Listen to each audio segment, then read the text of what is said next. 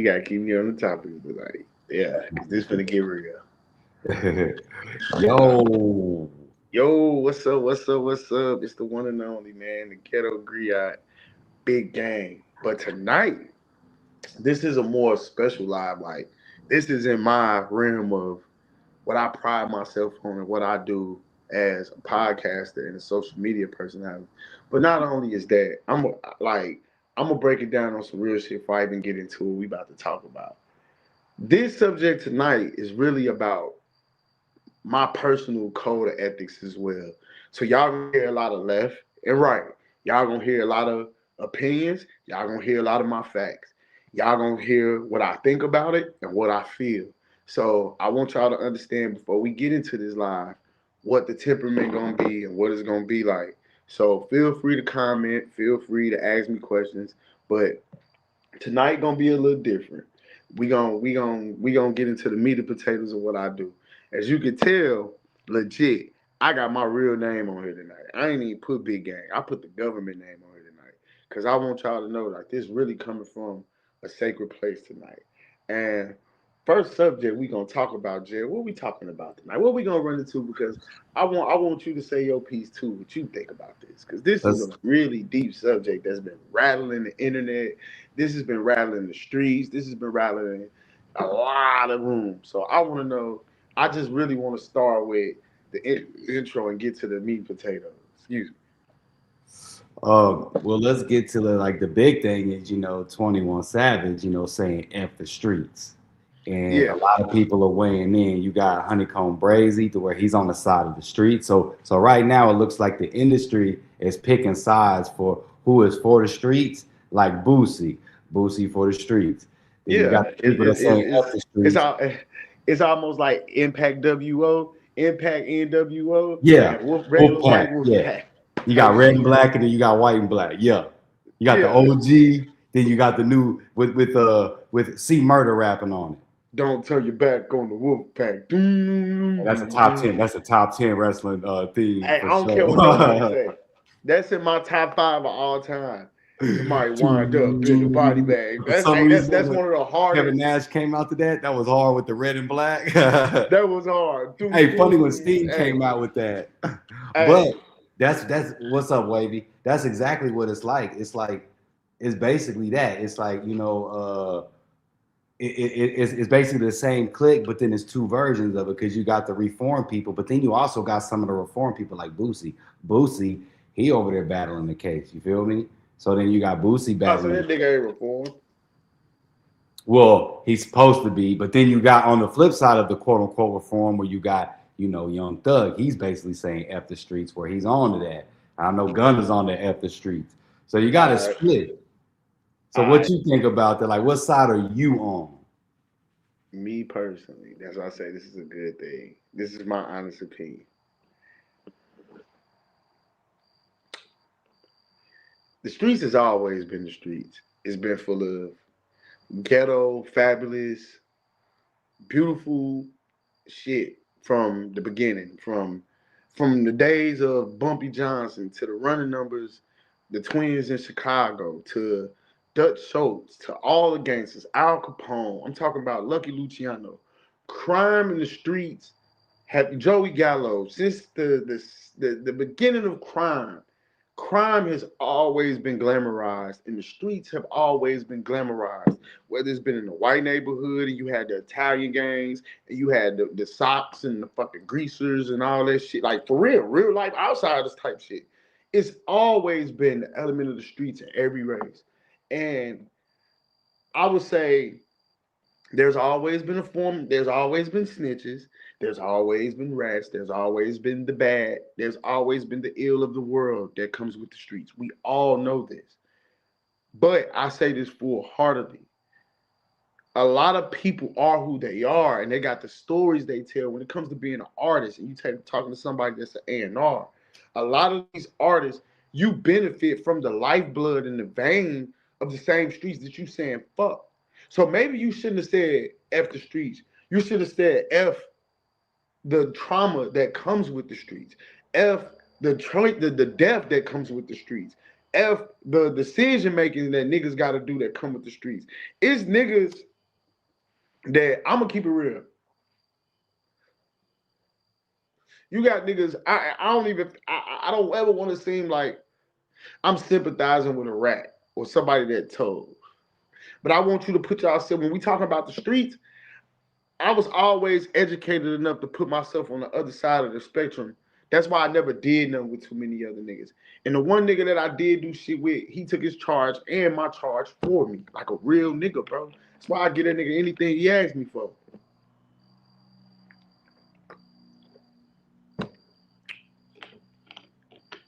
He seen my opportunity for me to have a better life. And he seen what I was doing with the podcasting and where I will be now in better pastures.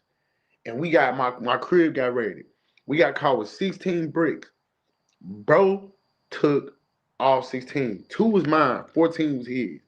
He was like, it ain't no difference, no way. He could have easily said shit. 2 of them my boys.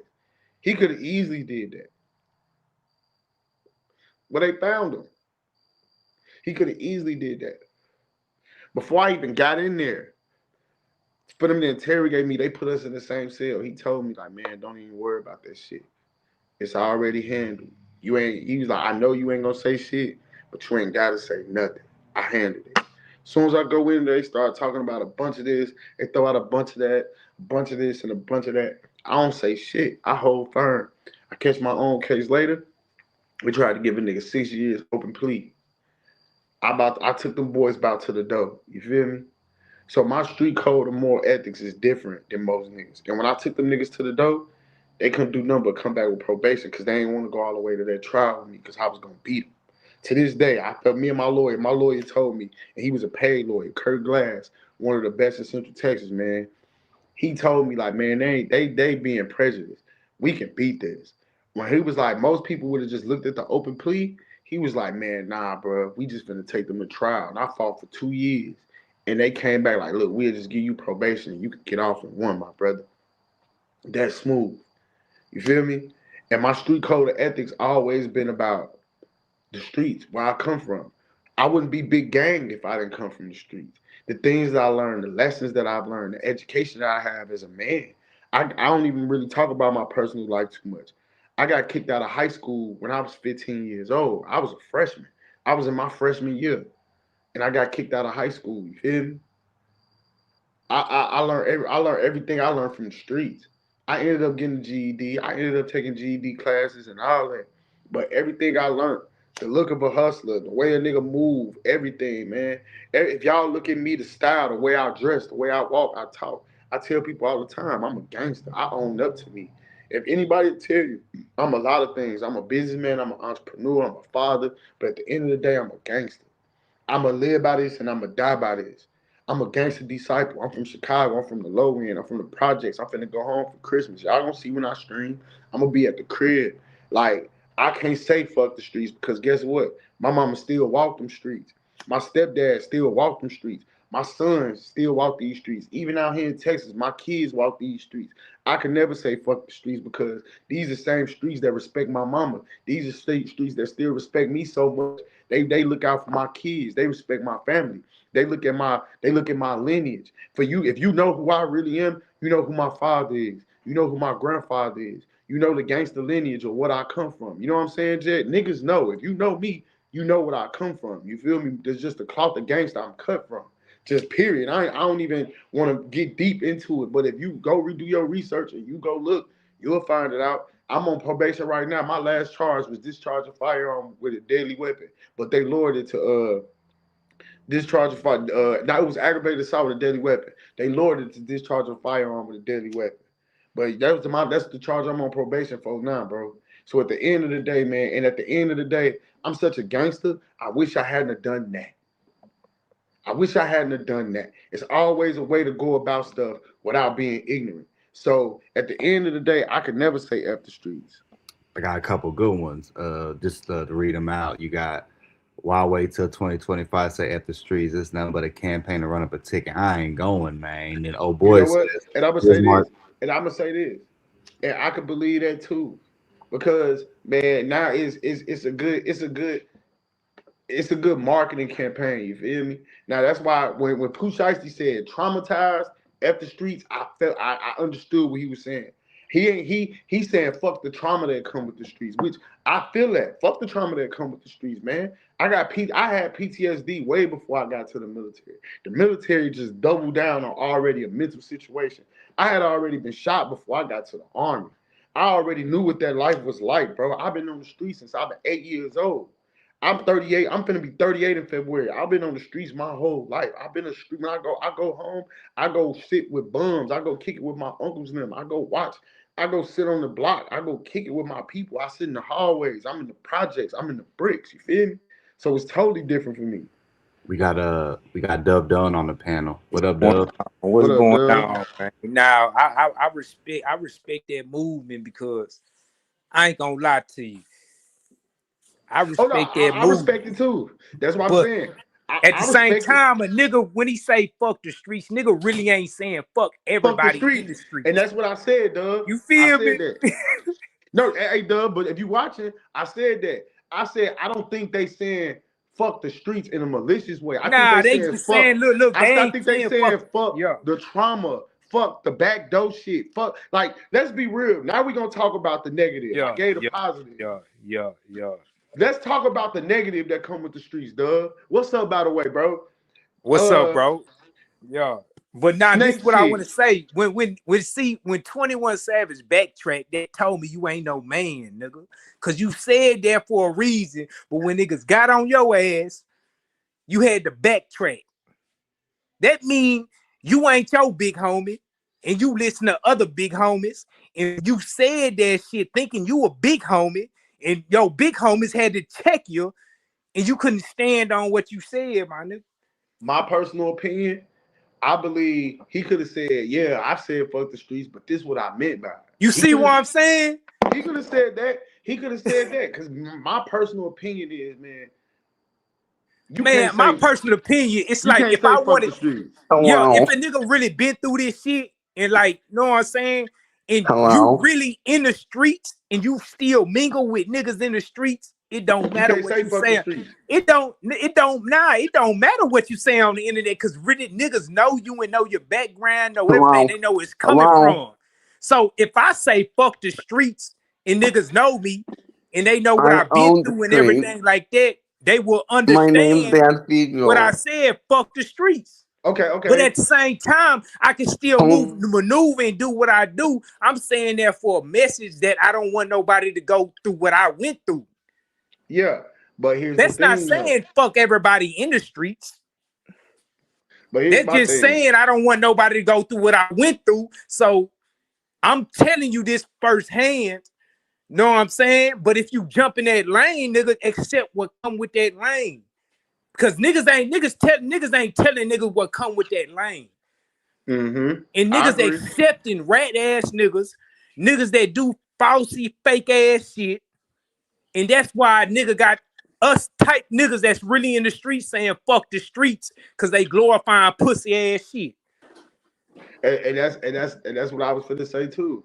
We gotta look at the other shit. Like I was just telling my homeboys, I was like, bro, I've never seen a culture that like in the culture we live in now where backdooring your homies was cool. Niggas celebrate being snakes. You feel me? Niggas celebrate. Exactly. Like, there wasn't like when I was a shorty, nigga, you fuck around and find a snake in the back of the trunk somewhere. You feel me? Dead. It was a different code. Like I don't care what nobody say, man. Niggas, it's always been around, but it was more. It was my era back then. My name is Dan Finkelstein. I'm glad to be on this panel.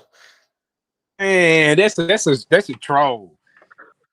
Yeah, I had to get him down there doing the most. Yeah, that's a troll, man. That don't even sound like a regular person. Nah. You know what I'm saying? But the internet, bro, the internet is to me, honestly, the tool that fucked the streets up. It made everybody show you. It showed the internet fucked the streets up. The internet, like, bro, niggas didn't have access to phones when it was really like, bro. I told my son when I was a shorty, bro, you couldn't be outside when the street lights came on. because the wolves was really out. Niggas that really was snatching niggas' jewelry and niggas that was really out there selling crack. It was a different terrain when I was a kid. This 93, 94. This was a different world. Nigga, it was a different. Wasn't no cell phones, wasn't no camera phones. It was niggas was playing the pay phones all day. And guess what? The strongest nigga from that block had the pay phone type shit. Because that's where he got his work. What is good? What is good? That's where he got his money from. So it's one of them things. It's one of them things where it's like, bruh, is the streets ain't the same no more because of the internet. Everybody want to prove a point. Everybody want to be the toughest. Everybody want to be the realest. And I tell people all the time, bro. Ain't no and niggas been saying it a lot lately, but I've been saying this shit forever.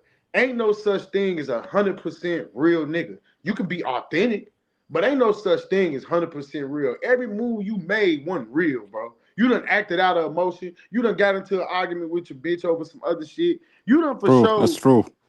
You done bumped heads with motherfuckers. You done got into it with your homeboys over some hoe ass shit before, and niggas done had to talk you down. You might didn't act out on it. You might didn't become what you was doing at that moment. But everybody, ain't no such thing as 100%.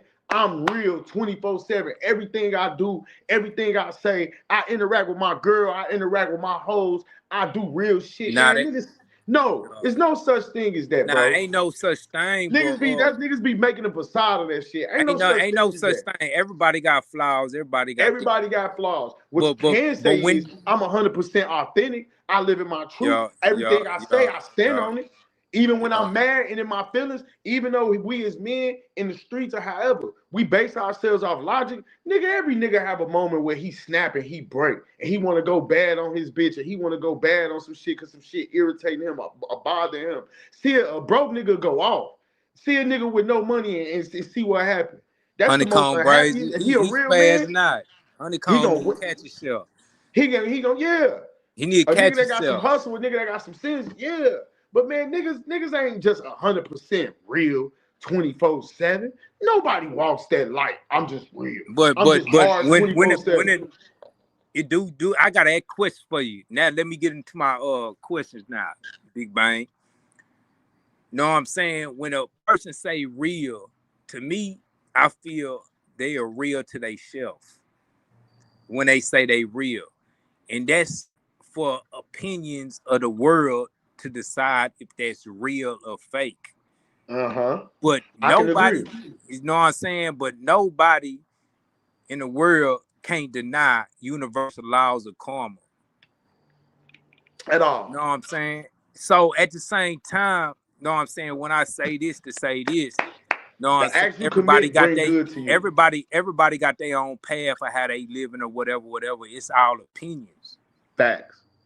You know what though? Yeah. I know. I tell people all the time, and I'm living proof of it, bro. I'm gonna promise saying that.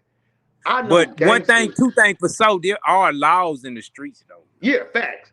I know gangsters that lived long lives that never seen a jail cell, never got killed, none of that, because for all, I hate saying it like this, for all the ills of the world, them niggas kept what was pure. You get what I'm saying? Whatever was ill in the streets, whatever they did in the streets, they was killers, drug dealers, hustlers, whatever. When it came to taking care of the community, at least when I was a kid and I was coming up, them niggas took care of the community. You hear me? So when you see real street niggas saying fuck the streets because the laws are fucked up in the streets, how can you blame them for saying fuck the streets because how you was brought up? Yeah. When the streets started. Know what I'm saying? And I agree with that totally. Then how you gonna blame a nigga saying fuck the streets because the laws changing? They moving the goalposts now. Yeah. I just was finna say that. The streets now is niggas can move the goalposts to how they wanna till they fix it. Because they got money, they got popularity, they got the media on their side. They got the platform.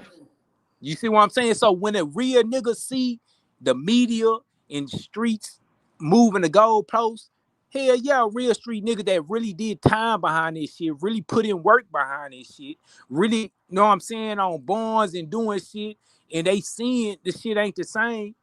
I respect a nigga that really been through that shit saying fuck the streets because the whole dynamic changed. Yeah, and that's why I say the negative. Of course, this nigga's gonna say fuck the streets because, man, nigga, when you get locked up nowadays, it's different. When I was a shorty, when I was in the streets, or when I was getting locked up, it was different. Motherfuckers came together. It ain't like that no more. Nigga get locked up, motherfuckers don't want to put no money on your bond. Motherfuckers don't want to see you no money on your books. Your bitch probably fucking your homeboy probably at your bitch while you locked up. And it was different when I was coming up. Now, it was around, I'm sure. Yeah. Because it was around, because that's what Nicky Barnes snitched on Got Fishing for. I'm bringing legendary street facts into play. It's always been around. I'm naming a legendary street situation to make it make sense. I'm talking about to right now how they switch when I was in the game, you know what I'm saying? In the ethic codes that I was brought under, niggas came together when you got locked up. Like the last time I got locked up, motherfuckers, my homeboys put in a pot. When I went out, the group of niggas I fuck with, when niggas get locked up, we trying to put something on the bond. That's why they say penitentiary rules in effect. Know what I'm saying? Because a lot of niggas ain't been down that line, but when it's like the real streets in the penitentiary, and not every unit, but most of the units you go down to, streets in effect. Know what I'm saying? I swear to God, it's like 10 of us in the group. Nigga, I just gave my nigga $60 on my nigga homeboy books. Yeah, I tapped in with a lot of niggas, you know what I'm saying, locked up behind them walls. You know what I'm saying? And it's good to get a nigga every now and then come out here and bump their head and they go back and they get a reality check. Some niggas don't make it back, some niggas do. But you got real niggas coming home from the penitentiary saying fuck the streets, and it's some real shit because you come out here and the streets ain't the streets no more because you just left the penitentiary when it really was the streets. Okay, somebody said a good question. Can you be a gangster with a clean background check? Hell yeah. I just said. Now it ain't. Look to me, everybody talking about gangster, thugs, and this and whatever you talking about. Know what I'm saying? I don't knock a nigga for being in the streets. Know what I'm saying? Because some niggas gotta be in the streets. Some niggas gotta pay rent. Some niggas gotta do shit. Some niggas get died. Some niggas coming from broken homes without no fathers because they fathers in the penitentiary. They fathers in the streets. And niggas don't know. I don't knock a nigga for being in the streets. You know what I always tell niggas though, Doug? A nigga know what a nigga knows. Yeah, overstood. But the rules of the game do not change. At all, when the game, hey, you ever seen The Wire, right? Have you ever seen The Wire? Nah, I don't even watch TV like that. Hey, I need to check it out. Well, to the people that watching, Avon Barksdale say the most legendary line. I always say in the streets, I say in gangsterdom, I say everywhere, Dub Don. He said this in The Wire, season 4. He said they was talking about moving on and all this and just life beyond the streets and shit. And that nigga said, but at the end of the day, when his homeboy got done talking, guess what the fuck he said, y'all? What'd he say? At the end of the day, the game is the game. The game is the game. But at the same time, there's still rules to the game. It's still rules to this. That's what he meant. So when we was brought up in the game, we knew the rules. He was when we jumped in that shit. And then if we crossed them lines of the rules, there was consequences. And you know what though? I'm gonna tell you this too. It's still rules in the street. Y'all see it on social media. Like when that man, but niggas don't be want to give motherfuckers. They don't be want to give these little young niggas a little. And that's why niggas saying, niggas, hold on, dog. Yeah. You seen that video on it was all on social media where that man was whooping on that lady and them young niggas went over there to her rescue. Yeah, it was. You seen it, Jack? You know what I'm talking about? Look. One thing I know about the streets, we about old people and kids. And we gonna protect women. And that's what I respect about California. We gonna protect them old people and them kids. Facts. Oh yeah, especially in Cali. They don't play that. No, I'm saying. They don't play that. And then one thing about Cali, if you banging nigga, you better take care of your kids. Facts. Hey, that's the same. Well, I wouldn't say, but that's the same thing in Texas. Like cats don't. It's the same thing in Texas, whatever. But I'm just saying, we got a lot of YNs. Oh yeah, they don't play whatever. That. Texas, we don't play that. That's about our elders in the South. And that's another reason why I like Texas. And I've said this being a nigga from Chicago. I done been to Houston. I done been in the hoods in Houston. I done been to the Fifth Ward. I done been to the hoods in Dallas. I done been around. I done been to Oak Cliff. I done seen some shit. I done been to San Antonio. I done been to Austin. Them old people and them kids, and you can tell the community, even though it's the streets and it's fucked up shit going on, especially in South Dallas. Oh my God. Yeah. This shit going on. You can tell them kids. Old stomping grounds. Them kids and them people, they protected. They know the Crips. They know the Hoovers. They know Lil Bro them with the Southside fades. They grew up in the projects with them. They know them. They feel safe with them. You feel what I'm saying? They know they gonna walk them home at night. They know them little niggas gonna make sure they straight. They gonna the girls that's coming to the store to get their Black and Miles. They know bro them gonna make sure they decent. You feel me? It's the candy lady. You say what? Candy lady. Candy lady. Niggas gonna make sure the candy lady good. It's still like even in my neighborhood, the projects I'm from, it's still a sense of community, and it's always been that in the streets. That's why I understand why niggas saying fuck the streets, but I also get what niggas should have said instead of saying fuck the streets. Man, look, bro. At a status right now, know what I'm saying? Niggas gotta say fuck the streets, because the nigga really that was raised in the real code, and you seeing how it's going right now, and you got real niggas did time behind this shit, put in work behind this shit, and you see niggas glorifying pussy ass shit. Right now, it need to be heard, because a lot of niggas doing the wrong shit, fam. But that's street shit though. So when a real street nigga say fuck the streets, my nigga, you could check the nigga resume, background, everything, nigga. You gotta know where it's coming from, my nigga. Yeah. Like if a nigga check my shit, nigga be like, well, what? Nah, I'm not saying you or whatever. I'm just No, I get exactly. I'm on your. There go. Know what I'm saying? You can't really, you can't really get mad at me if I say fuck the streets. Like, okay, I'm gonna be real. I can't be mad at Boosie. I use me for example. A nigga can't get mad if I say fuck the streets. A nigga can't get mad at me for saying that, nigga, because I could tell you some of the most grimy nigga. Nah, nigga gotta ask you why. The streets killed my daddy, nigga.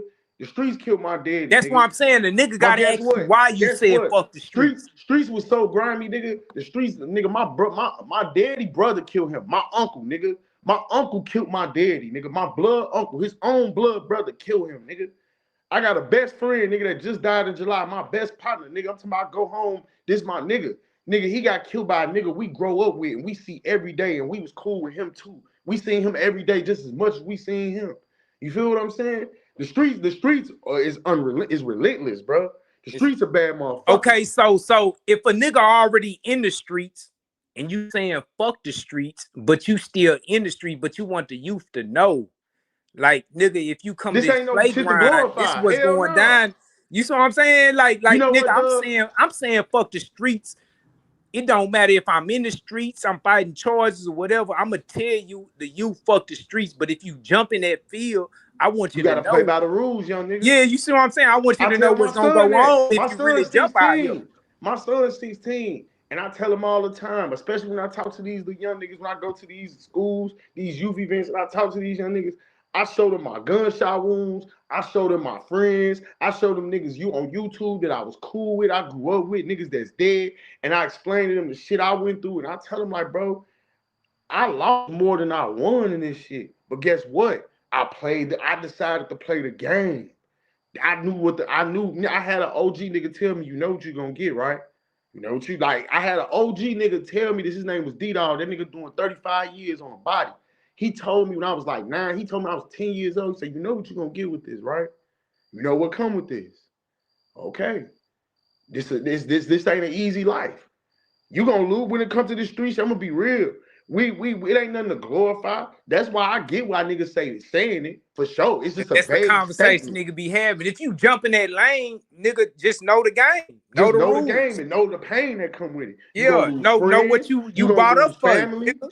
You get in that bitch and get you some money and get out the way. And if I got a question. I was going to say that next. I got one. The worst one ever is you're going to do, first one, you're going to lose friends, you're going to lose family, you're going to lose a lot of love in the streets. And last but not least, if you're getting money, everything that comes with that money game in the streets is ugly, bro. You might as well play for another game. You might as well, if you're going to do all that, if you're playing at its highest level, it get uglier. Now you got to worry about the wolves. You got to worry about the kidnapping. You got to worry about the snitches. You got to worry about how many leaks you got to your life and how many niggas can trust you. How many niggas you can trust. You got to worry about how many kids, your baby mamas, your security on your kids, how shit moving. If you beef with a nigga, if you beefing with a nigga, can a nigga get to your people? Can a nigga get to your moms? Honeycomb Brazy. Look at his situation. Nigga got to his grandparents. You know what I'm saying? But see, the funny thing is he's saying that he's not for F the streets. He's like, why you say F the streets? Like he going off on 21 Savage. So he taking the Boosie side. Now look, I'm gonna tell you something about Lil Boosie.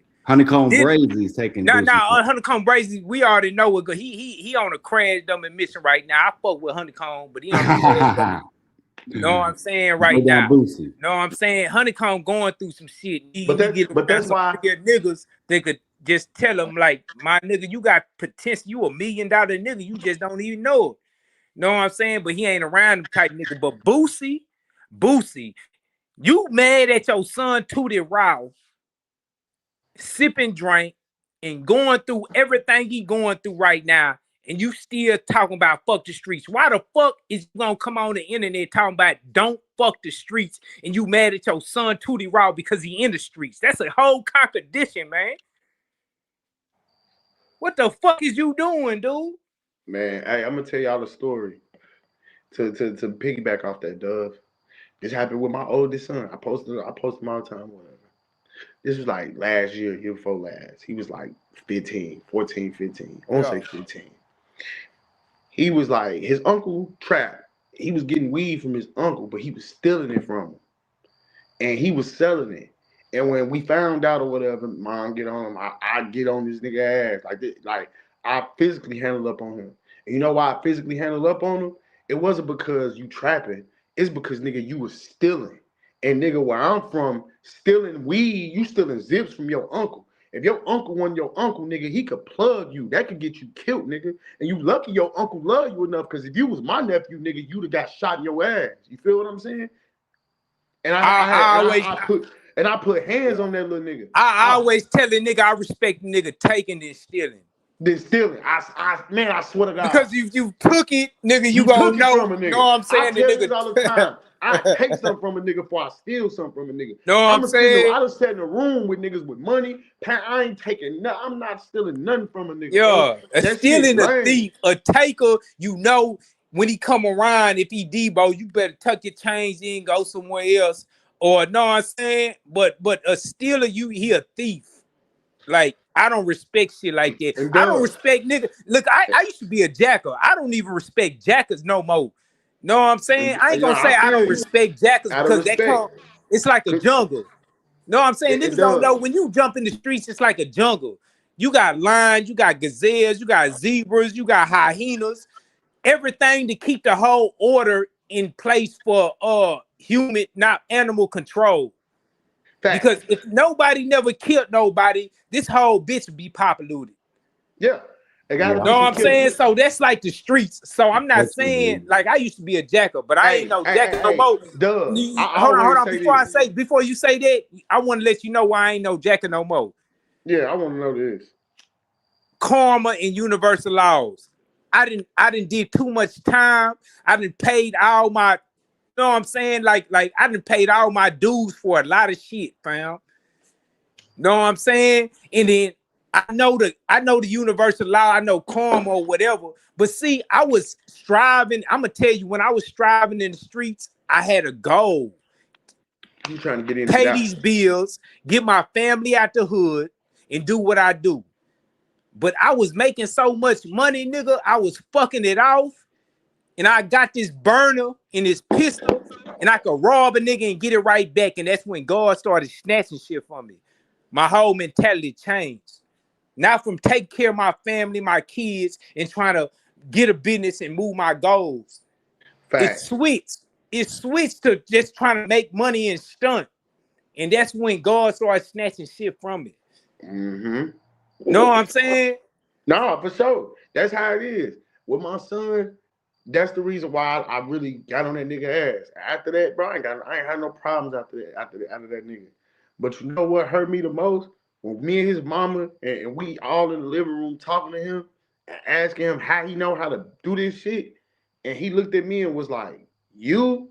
That shit broke my heart. As a father, I felt like I failed him. When he was like, I'm like, how you learn to do that? Ooh.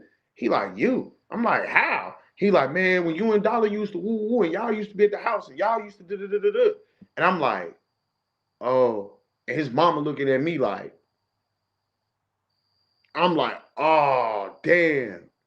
You feel what I'm saying? So, man, that's the effect. I get what Boosie coming from to a degree. You don't want that for your kids. But like I said, though, man, how you gonna get what Boosie coming from and he mad because his child out here? I can get his anger towards the situation. It ain't, no, bro. Look, bro. I don't agree, but like I said, fuck out there. Boosie let me down right now.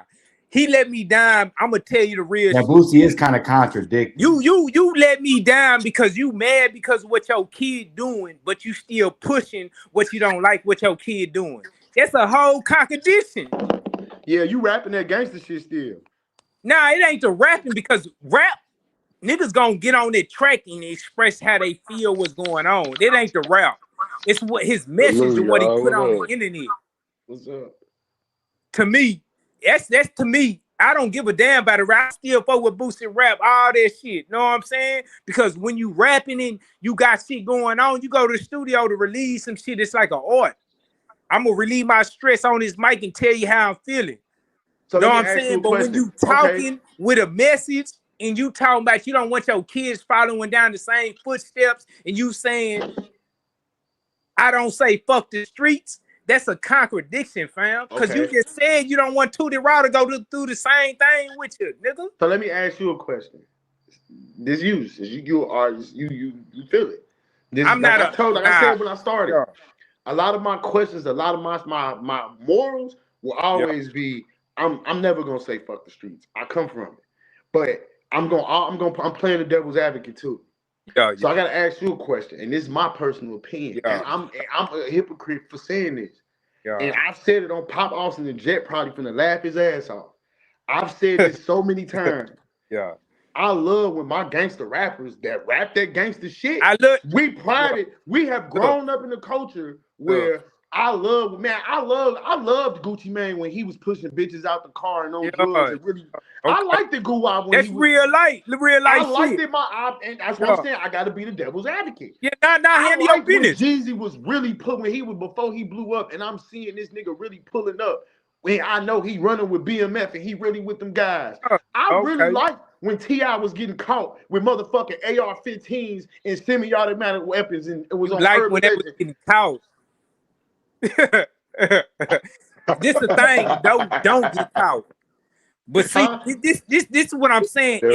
Matter of fact, you just brought up a real story. I'm gonna tell you. Pooh Shiesty said, "Tell me the favorite bar that you have on this song that he just dropped." And I put, know what I'm saying? If you go on that bitch, I put, know what I'm saying?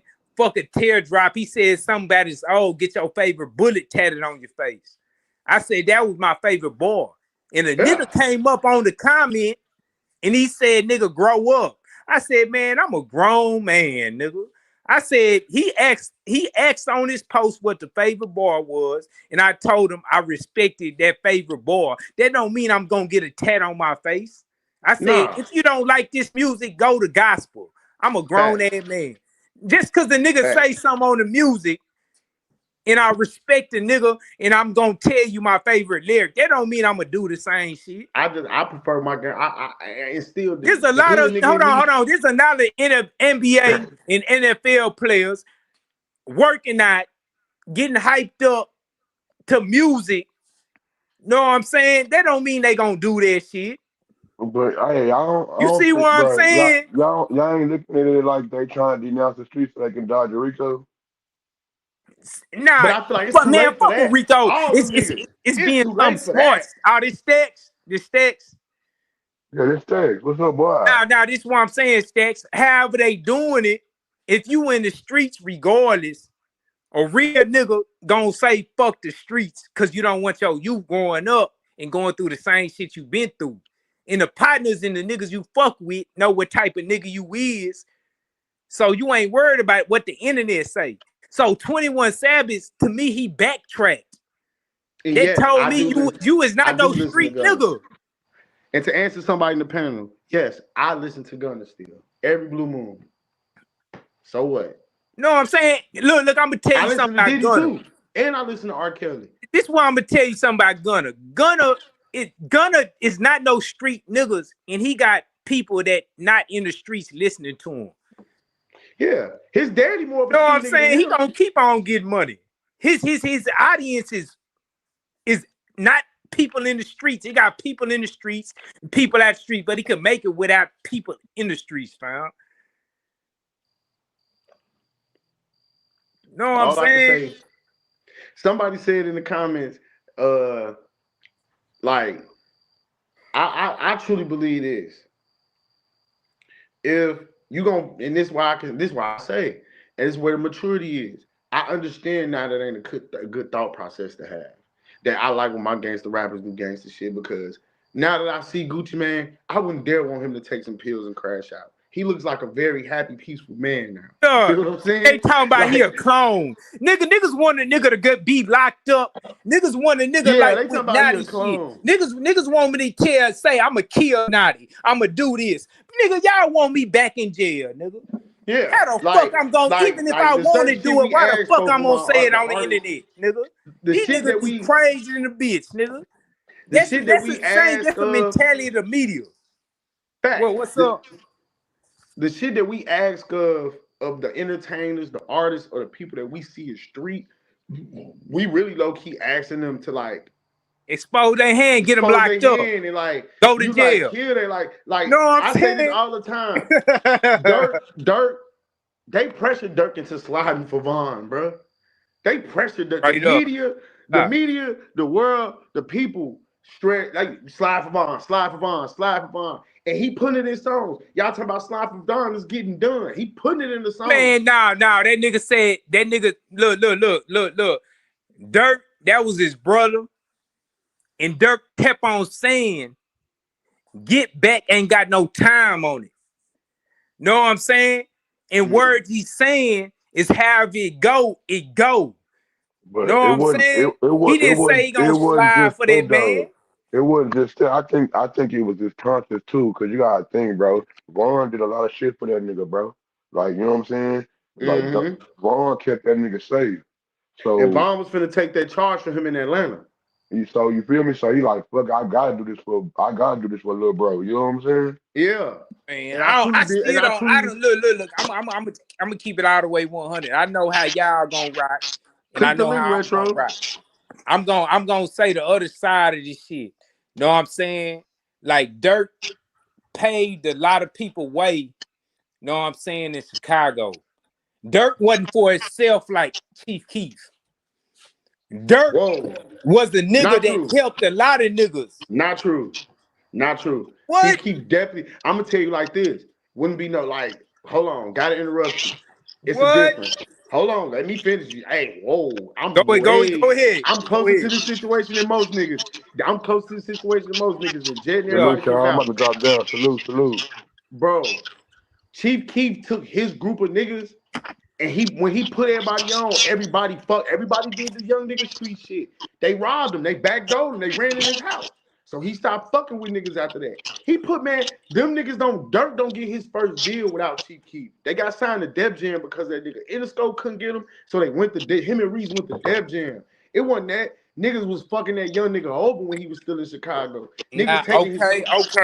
Okay. So this I got a question for you right now. If you with the guys and you down for that cause with the guys, know what I'm saying? And at the same time, niggas couldn't pay niggas bonds and niggas do this and niggas do this. It's laws, it's rules, this. Know what I'm saying? So if you ain't abiding by the rules and niggas starving out here and keeping you safe and keeping it 100 with you, and you couldn't do just simple shit like that, what you think gonna happen? Yeah, and that's true. I was just about to say now, granted, the bond situation. I'm glad you know about that. So but that was a moment where he did some hoe ass shit and he won 100% real, and he paid for it. But at the same time, after that, I'm supposed to feel some type of way after y'all took the money's worth of shit y'all needed. Ain't no point in me to keep fucking with y'all. Okay, so when Chief Keef right now thinking back of it, he getting money and he all the way out the way. How you think he feel about the streets? You want me to be honest with you? That's a good fucking question. And you know what? I honestly can see and how he lived. He don't give a fuck about the streets, You bro. see what I'm saying? He made it out, bro.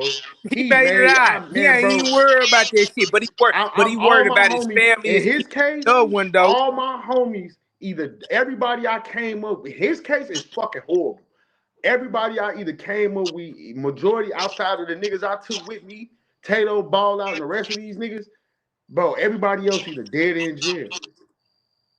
So the message when they say fuck the streets, you gotta understand what niggas that been through this shit and really saying that shit. Like, to me, it's not fuck everybody. It's not fuck the niggas hustling trying to survive, because I do a lot for niggas in the streets. I do a whole lot for them. But at the same time, I'm gonna tell you, nigga, get your money and get the fuck out the way. As you should. I tell niggas all the time, bro. I was just telling a nigga earlier. If you gonna hustle, you gonna try to play for the long game. Invest your money.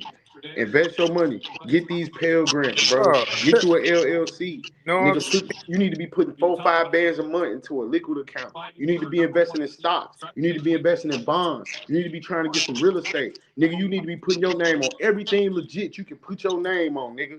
And you can throw some money into it. Some of these guys banged up. Yeah, take care of these kids out here. You know what I'm saying? All these niggas with all this goddamn money, they ain't giving back to their neighborhood. They ain't take care of these kids that need it. They ain't trying to sponsor none of these kids playing sports and give them clothes and keep motivated staying in school. It's a lot of shit going on. You see that nigga YFN Lucci brothers, Fred Rory? He put $200,000 of his own money into them kids' football team. And that's the legacy. That's what's gonna get you love in the streets. Niggas thinking bang bang shoot them up now, nigga. They ain't gonna get you no love in the streets. Showing love to real niggas in the streets and trying to. It could be a simple 10-minute conversation to a nigga. It could be you know what, though, for a nigga studio time, giving them support. That's type of shit. But you know what though, dog? Why we showing love to everybody that's on here? And I say this shit all the time. Excuse me, my bad. I'm interrupting somebody who's talking. Can you hear me? Yeah. Why niggas was so upset with the niggas saying fuck the streets when you just said out your mouth that you done lost more than you done gained from the streets? Man. So what's the uproar from a real street nigga saying fuck the streets? This is that's why I said I don't. And then he's still in the streets. But listen. It don't matter if I'm fucking with him. I agree with you, bro. This is what I'm saying. I agree everything with you. It's the niggas outside looking in. Cause believe me, 21 Savage still fuck with niggas in the streets. He just saying fuck the streets because he don't want the message to be relayed like it's cool just being a cool kid being in the streets. You got to know what come with this shit. And if you can't abide by the laws that come with this shit, just stay on the sidewalk. Hey man, I tell people all the time, it's funny you say that sidewalk line. I live by this too, and Jay probably finna laugh. I always say it's the reason why God made perfectly good sidewalks. Everybody not made these streets. I got homies that I grew up with that ain't street niggas, and they knew better. They stayed away from it. That thing I was picking up, they weren't with it. And then you want to. I'm gonna say I'm gonna go 2 times harder with it. I didn't make them feel lame. Guess what though? Before you go, I didn't make them feel lame or bad for it either. I didn't pressure them niggas into it either. And then to me, it's like the character of a person could be a basketball player, a lawyer. He could be a football player, and he could have more heart than the nigga in the streets. He gonna fight and everything. So what are we talking about? I know niggas like you got basketball players, you got lawyers that gonna stand, they grind and beat, gonna fight, gonna thump, gonna shoot, gonna do all that. They just got a career. Now let me give you the positive and the negative. Let me give y'all the positive and the negative on that. They just ain't playing in the streets. When I was a shorty, when our generation, we was kids, or we were shorties when I was a teenager, we protected the niggas like that. We didn't even let them get into the shit like that. You hear me? You fast forward to now. How you think Cartel do what they do? Let me finish. You fast forward to now. This is a highly publicized case I'm going to speak on. That little nigga that played for Alabama, that got into that shootout and killed that girl in front of the campus. He was a whole D1 basketball player, and he ended up losing his whole career over this shit. He was going to go to the NBA. The other nigga went to the NBA and ended up playing for the Hornets. I want to say Brandon Miller, his homeboy. Brandon Miller was in the shootout with him. He was with him. But that's the nigga that he ended up getting suspended. They ended up putting him off for like a year, and then he ended up coming to the NBA. The light-skinned nigga that was with him, he got convicted. Nowhere, no how in my universe when I'm coming up in the streets do that happen because we protected the niggas that hooped. We kept Mikey Williams. Mikey Williams, no. Football, baseball. We kept them away from the street shit. But check this though. That nigga wasn't a street nigga at all. So they should have. And guess what? The people around him that was in the streets should have been able to be like, nah, bro. But this shit done changed. This in 2021. None of them. Hold on, perfect example. What about Kendrick Lamar? He ain't no street nigga. He give back to his hood though, and they protect that nigga and respect that nigga. Because guess what? They knew since he was a kid. The top dog nigga, that's he big blood. Top dog, the main nigga that run the label, he big blood. Big dog over the neighborhood. I understand that, but Kendrick Lamar ain't got to be no hard nigga punching out here doing all this. I think there's a blurred. He made sure. I think there's a blurred line on what a street nigga is and what the streets is. Man, it ain't no street nigga. Niggas talking about street niggas because this is all you got to do to eat. You ain't got no job. Know what I'm saying? You hustling out here, making a way on the blocks every day. Man, nobody really, when you get older, nobody want to wear a title as a street nigga. If you a broke street nigga or you getting money, nigga. That's all it is, nigga. Is you getting money. Nigga need to be worried about being a businessman, getting money, taking care of kids and his family. Streets is what the streets is. But what you doing out here in the streets to make a change? What you doing out here for your family? What you doing out here for your kids? So let's kill streets then. Hold on. What you say? The most great businessmen come from the streets because they use what they learned in the streets to legitimize their money. Yeah, my uncle one of them. That's how we got all these barbershops. My uncle from Chicago. That nigga went to Grand Rapids, Michigan, and started a chain of fucking laundromats, bro. And don't he say fuck the streets? Oh yeah, all the time. But he came from it, right? Yeah, he said all the time. He's saying it because he made it. He's like, nephew. He tell me all the time, nephew, don't you? And guess what? I tell him all. He tell me, and I said too. He said, nephew, don't you wish you knew what you knew now? Then when you was out here doing the shit you was doing, I say, hell yeah, because I got a DBA, I got an LLC. Hey, Page T, that was you talking. Okay, yeah. So back in the game when you had fathers, the streets is not real, bro. Look, yeah, I already know, but look, back in the game when you had fathers and mothers living in the same household. Know what I'm saying? The fathers working, the mothers taking care of the whole household. You had them present in their life. Even when the dope game came into play, they were still bringing that money back to you. Fact. Taking care of the kids, taking care of the family. Know what I'm saying? But they was present in the people. Know what I'm saying? They're present in the young boys' lives. And you know what, Dub Don? I'm gonna speak on the negative and the positive of it. The streets back then was a family gang. You see what I'm saying? Look at the chain. Look at all the great drug crews. Look at all the great drug crews. The Chambers brothers, all them niggas, the Fluellen brothers. Look at Puff Daddy. Wasn't his dad? But it ain't even that. Nah, but he on the Diddy era though. My grandfather, coming to him. He sold heroin. By the time my uncle was like 14, 15, he was sending him to school because he knew my uncle was hanging with the niggas that he knew. You know what I'm saying? And this is the 70s. Crime back then was a time-honored tradition in families. Like if your mama was the liquor lady, she taught in the car lady or the numbers lady, she taught you how to run numbers. Or she taught her sisters how to run numbers. We ain't got no men in the family doing it. Like see, sometimes it gotta be a sacrifice. It ain't a true game unless you give it away, you teach it to somebody else. That's what a man came. About. The great, they always find somebody. I put you like this, T Clean. I put you like this, T Clean, and I say this: the great ones, the ones who survived and got the longevity. Like I tell my niggas all the time, I ain't man. My grandma told me to my face. I say this all the time on social media. My grandma told me to my face, I was a disgrace and I was live to be 18. I'm 38. I'm gonna be 38 in February, bro. The great ones that do dodge the streets, we listen to somebody. We got the game from somewhere. I sat in the feds for 18 months. I sat in the county for 5 months. I done been around some game. I done been around some OGs that done laced me up. I done had some niggas put me under their wing and show me, like, yeah, you thinking small, nigga. You thinking peanuts, nigga. I had niggas that really was in crime in the feds sitting in Jack Hartwell for $65 million embezzlement schemes. White dudes teaching me stuff. You get what I'm saying? So the real ones that come from the streets that really learn the pedigree, the true pedigree of what it means to be just a man of the streets. We're not talking about a street nigga. I'm going to say this. I tell people all the time, it's a difference between a thug and a gangster. I'm a gangster. A gangster is a man who could be a businessman. I could be civil. I can have a conversation with you.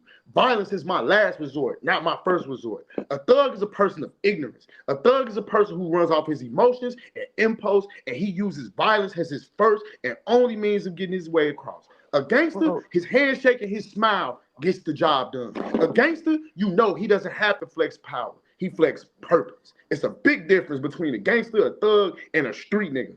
Now, you can be a man of the streets, just like a man. Every man ain't a pimp. He's a gentleman of leisure. You just know how to make bitches feel good, so you got a plethora of them. Niggas don't understand that. Everybody ain't a P. Everybody not player. Everybody not no pimp. A lot of niggas is just gentlemen. You got to find your lane in life. You just got to find your lane. I tell you all the time, I'm a gangster. Before I got to get into some gangster shit, I know how to. I can make a deal. I know how to get out. I know how to make a deal. When this civil rights and everything came in the cause, bro, look at how the black people was. They had households. Yeah. Mamas having 10 kids with the same baby daddy. Look at Malcolm X. Know what I'm saying? It's like he was the biggest gangster. But I'm gonna tell you, I'm look. When black, look, check this out though. When black people started getting power, the same bullshit going around. How we had the same goddamn bullshit when goddamn we was taking care of our kids and niggas wasn't in the streets. And you had pitiful men out here telling niggas go to the house and handle your business. But guess what though? But look. But you know what happened? Man, they look. When they killed the Black Panthers, was so strong then, Martin. When they killed the Black Panthers, know what I'm saying? Then they killed all the righteous gang members trying to put this shit together for black people because they seen how the goddamn world was coming with the racial shit. They put all them niggas behind bars. And they put us against each other, put crack in the community. Yep. And that's how it started. They gave us 40 years of generational trauma. They gave us Come on, man. Look at all the pivotal big boss gang members they put behind the walls when it started. And then when you killed the head, everything on fire. Hey, CIA, crack Instagram. Come on, man. They done gave us 50 Edgar Hoover, man. Come on, man. Y'all gotta do y'all research on it. What about that nigga in Chicago, that young nigga, that Black Panther they shot in the projects? Shot 100 and some shots in his house, and he in his room for no for nothing. That story touched me. That one in Chicago. Come on, man. I read that one 5 times. They gonna take out niggas that really know the game. You know what I'm saying? They gonna take them out the community because they think they doing wrong, but they educating their people. Once they gave us all the tools we need to kill ourselves. They gonna leave us with Diddy. And I'm gonna tell you that this they too. Control. And I've been saying this, and I mean this. And I say this, and I mean this. And I've been saying this forever, bro. When they took the worst shit they ever did was us fall under the guise of civil rights. Because once we lost the bigger community at large and they killed all the leaders off, we started making sub communities. That's why to this day, when you go to certain neighborhoods, it's still a feel of family, like I was saying earlier. All it is smaller sub communities. I know right now it's a hood you can't walk through, and don't nobody know who you is. They ain't saying something. They gonna alert like, who is this nigga? Because it's a community. It's still that. It's just sub communities. I'm about to. Hey, y'all see that? Y'all see that Tory Lanez? He did that interview in the penitentiary. Yeah, he just now speaking out for the first time. No, he ain't just now. Because at the same time, look what Jay-Z and Cash Money Jay-Z don't like Cash Money. He didn't want. He put we knew that when he sidelined the Super Bowl. He really see what I'm saying? He don't like Cash Money. Tory Lanez with Cash Money. He slumped him at New Orleans, Lil Wayne at New Orleans, and put Kendrick Lamar going against Drake with Cash Money.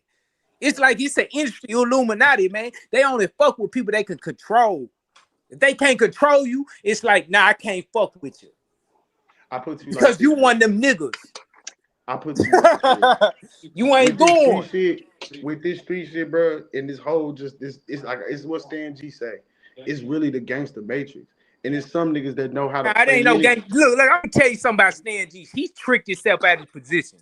He tricked himself out of position. No, I don't mean like that. I'm saying the no, because I not much respect to Stan G. But at the same time, you got a platform as Pop Austin. See, he acting like just like Naughty. Nigga, you putting all your eggs in one basket.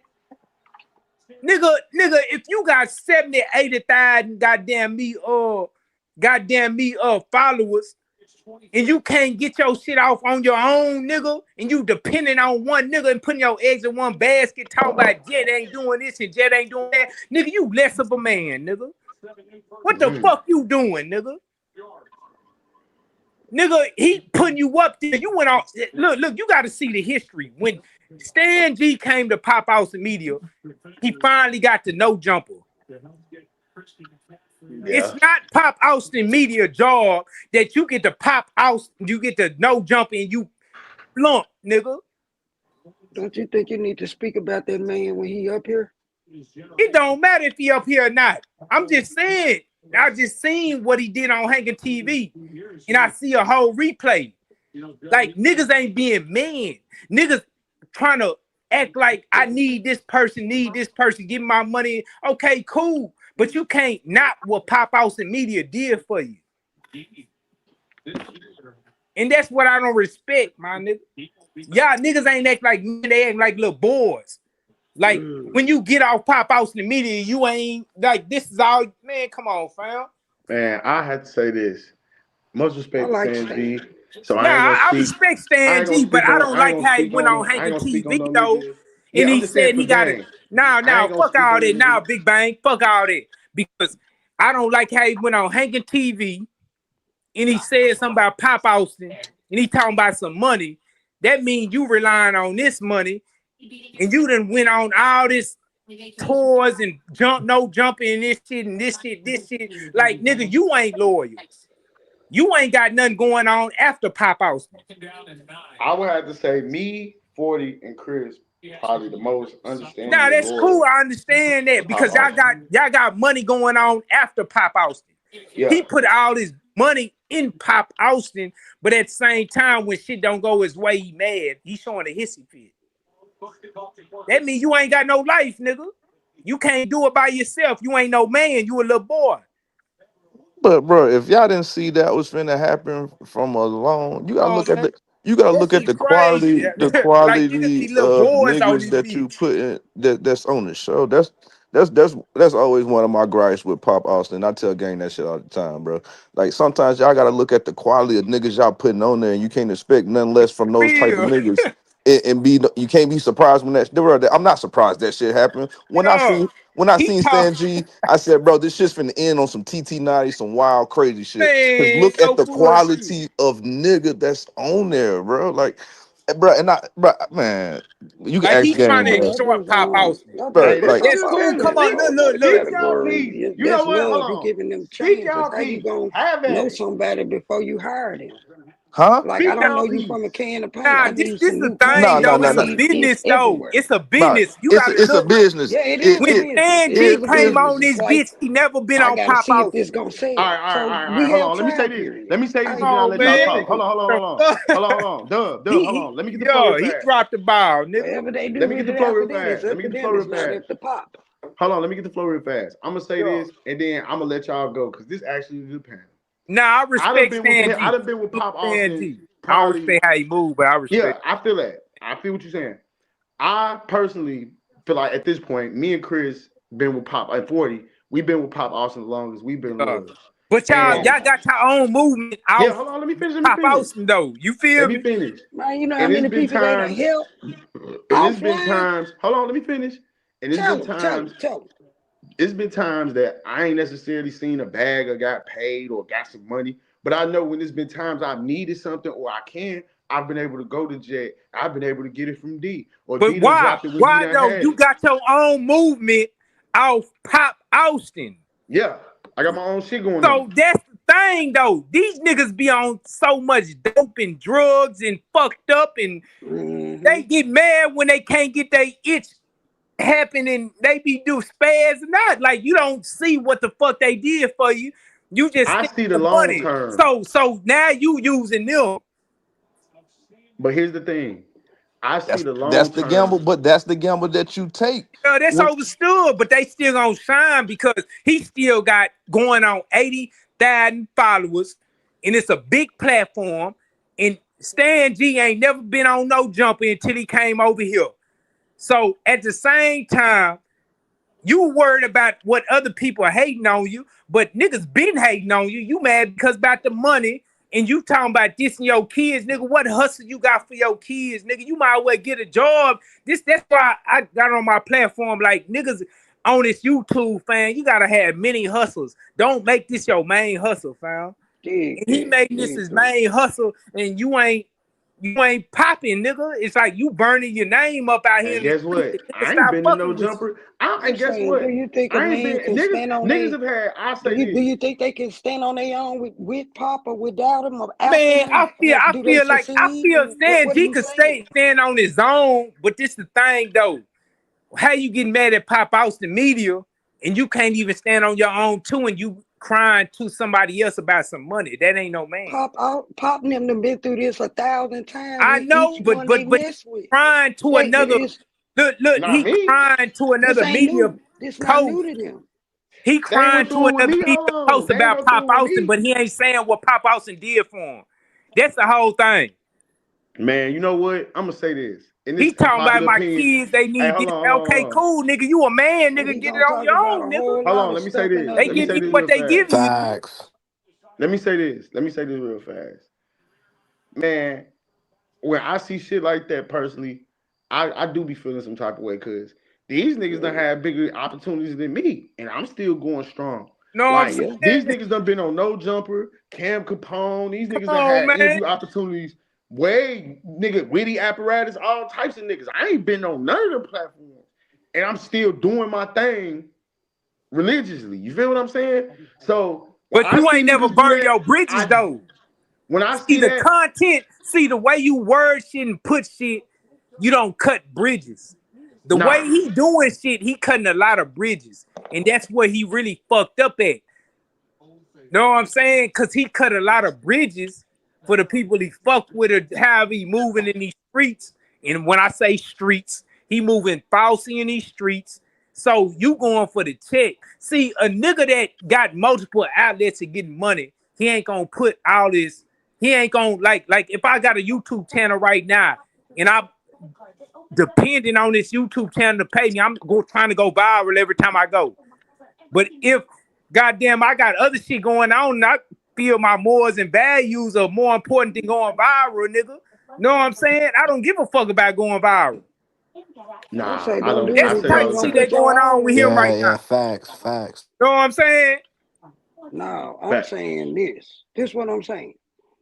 If you have two jobs, one of these jobs gonna hate that you work that other job. I need you for this.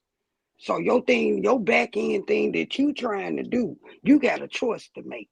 Do I fuck with the motherfucker and stay loyal, or do I try to have on my own way? If my loyalty is failing, do I have something to fall back on? Okay, I understand what you're saying. But that's not the case, though.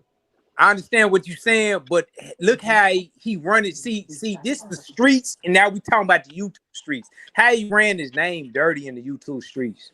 Nobody in the streets want to. We talk about street content. Nobody in the streets want to fuck with like a street. You could take the essentials from the street and run it. That's what I'm trying to run it like it. Who in the streets? He get all this information from niggas in the streets or what he see. But who in the streets really want to fuck with him? Look at the comments. Look at what people saying about this nigga. Like you burning your own bridge. Whether good They or pop bad, out. you in the algorithm. The algorithm pays. Yeah, but that's you doing it because of money. Just, once you start doing shit just because of the money, and you crossing niggas and doing fake shit, and you claim you the streets ain't gonna fuck with you. Now that brings I don't agree with him and going envy. to Hankin. I don't agree with him going to Hankin TV, bro. He could have did that on his home platform if that was the case. Man, he looking for it. He looking to support his habit. He looking for money. But at the same time, if he talking about a team thing, he done got some money. You done went to No Jump. You went to Camp Pone. What type of money you trying to, like, man, they gave you a platform. You ain't never been on none of these platforms or been around this shit until you got to Pop Austin. And when you get some money, you fuck off your money. You looking for more money and doing this, but you don't even know that your value ain't even that high like that, bro. Like, like you speaking on street shit. Street niggas listen to street shit. When you burn your name up in the streets, you better change your goddamn a persona to something else, because street niggas ain't gonna listen. They gonna clown you every time in the comments. True. So you can't be no street journalist. Just go to another journalist and switch your game up, bro. Stop saying you from the streets. Memphis don't fuck with you. Street niggas in Memphis don't fuck with you, bro. But he don't need the street niggas to fuck with him. He don't need the street niggas to fuck with him, but he keep on claiming like he the street nigga and everybody fucking with him and all this. But the major niggas popping right now. That's the gimmick, bro. Pooh Shiesty. That's the gimmick. He talking about Big 30. He talking about Go Van. He talking about Young Dolph.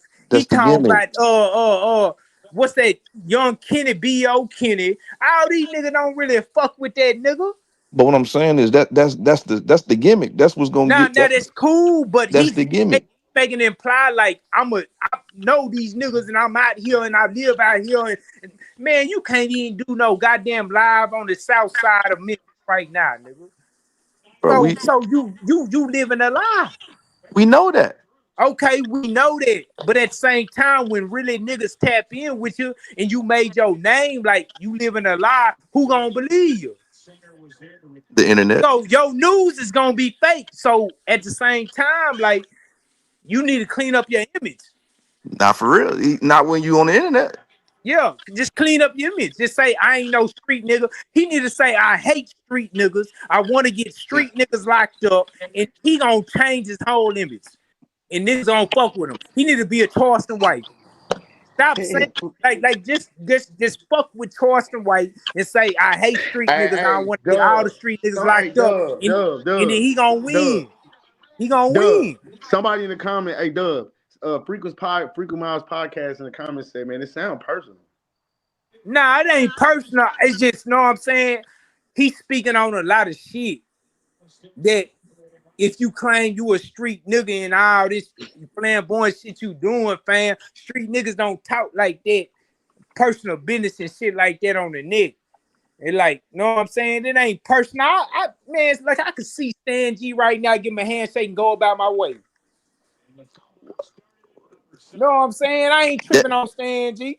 That ain't no street nigga shit. I want Stan G to do everything you want to do in life. Nigga, I ain't tripping on that show, Stan. I fuck with your show. I fuck with your gimmick. Tripping Stan G come back. It's so entertaining. I love watching it. Yeah, I love watching all of it. Be an entertainment. I ain't tripping on you, Stan. Just changing the Charleston White. Say, I want to see this nigga locked up. I want to see this nigga locked up. And I'm going to tell you why I want to be locked up. Just change your image. Just stop trying to fake the streets, nigga. You a police investigator ass nigga. Stop trying to fake the streets. That's all you gotta do. And you gonna win.